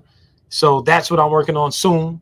By the end of the year, I want to put that out and to continue to do so. But next year, I'm really hoping that I could get this whole NFT thing done. They have something called Audius. I think my man from NBK was telling me, he told me about it. He's the one who was like, yo, check out that Audius when we were on his show one time. And he was like, check out Audius. And I checked it out and I created a page and I just uploaded one of my other, actually the one you just played, the first instrumental, I put that up there. So I plan to put more up there to see how the crypto thing works versus Spotify where you're not getting anything. Did you hear this whole thing about Snoop? Yes. Snoop did I told you about that, or did you hear? Yeah. He got a Evil. You heard? He said he got 1 billion plays on Spotify. Did you hear about that? Yeah, he I heard said him he got. He said he got 1 billion streams on Spotify. He asked his publisher, what that broke down to. He was like, it wasn't even $45,000. Yeah, from 1 billion streams, and that's Snoop Dogg, right? And so, like you could imagine, like I ain't getting nothing. So I think NFTs gives artists like myself, independent artists, producers, especially when you put it on both ends, production and writing and engineering. I do everything. I may not be the best bit mixer in the world, but I'm doing it all. You know what I'm saying? Cutting costs, having fun with it. It's not that serious. I don't want to take myself too seriously, but good enough to put good product out there. So that's what I'm going to do. Put out more music and do it through NFTs as much as I can. I want to learn that whole aspect and then show other artists how to do it. So when my daughter grows up and she's doing her music, she's already in there. You know what I mean? Dope. Yeah, So, man, that's great. And thanks for having me to be able to share, my art with you guys and talk about it. I think this is like the coolest thing ever. You know what I mean? Hopefully we could do it again. Yeah, man. Love to, man. Because the conversation is just it's just really really cool to be able to chop it up with people who enjoy the same type of stuff that you enjoy, or and can give you the conversation from a different perspective too. Because I always say I'm a producer at heart, but I just never had the the creativity or the right drive to put me there. I always thought I was going to be like a baby face or something. Never happened. But anyway, yeah, but yeah, man. And so it's really dope. I know, and I just enjoy it so much, man. I'm glad we're able to do this, and hopefully we can continue to grow the platform so that way we can get out to more and more people and just really cultivate what's happening. Because the other thing about it is, with regards to hip hop, I mean, if I want to be one of those people that just complains about hip hop but don't find the way to kind of help it, what's the point? So my way of trying to help it is to bring on people who do the type of hip hop I would like to hear. So, Right. you know what I mean? Absolutely. And Eru, any final words, my brother? Well, stories are important, man. People have to tell their stories because people, they might not be exposed to certain perspectives. You know what I'm saying? So when people tell their stories, it's just so important to hear somebody else's perspective, how people do things and the struggle of other people too. You know what I'm trying to say? So it's not only one struggle, it's many different struggles, man. So, I just love hearing, I just love meeting new artists. I love listening to people's stories, and it's just good, man. The human experience, hip hop, that's what hip hop is, So the essence of hip hop, that's what that is. Absolutely. Yeah. For sure. 100%, man. Well, once again, I just want to thank everybody for tuning in. It's just you can't really put it into words how dope it is to be able to chop it up with people and talk about certain things, especially the fact that we chopping it up with Dre here, who I know knows his stuff about basketball, and we can get into the hip hop bag. I mean, he's a perfect guest for the show, just like his brother. So I appreciate you, man. And maybe the next time we got to get you and your brother up here and really that'll be too much fun. We might OD on fun on the show like that. Well, we gonna really talk about this hip hop gang and what's going on with it. You know what I mean? Sure. Absolutely. But yeah, man. Thank you guys for tuning in. Appreciate y'all. Smash that like button on your way in. Smash that like button on your way out. Yeah. Replay gang, it's here. If y'all can check us out, man. Enjoy the show. Happy holidays to everybody out there. And that's pretty much it, man. We'll catch you on the next one. I don't know what it's gonna be, but I'm sure it's gonna be good. So no doubt. We out here. No doubt. Peace. Ladies. Run that.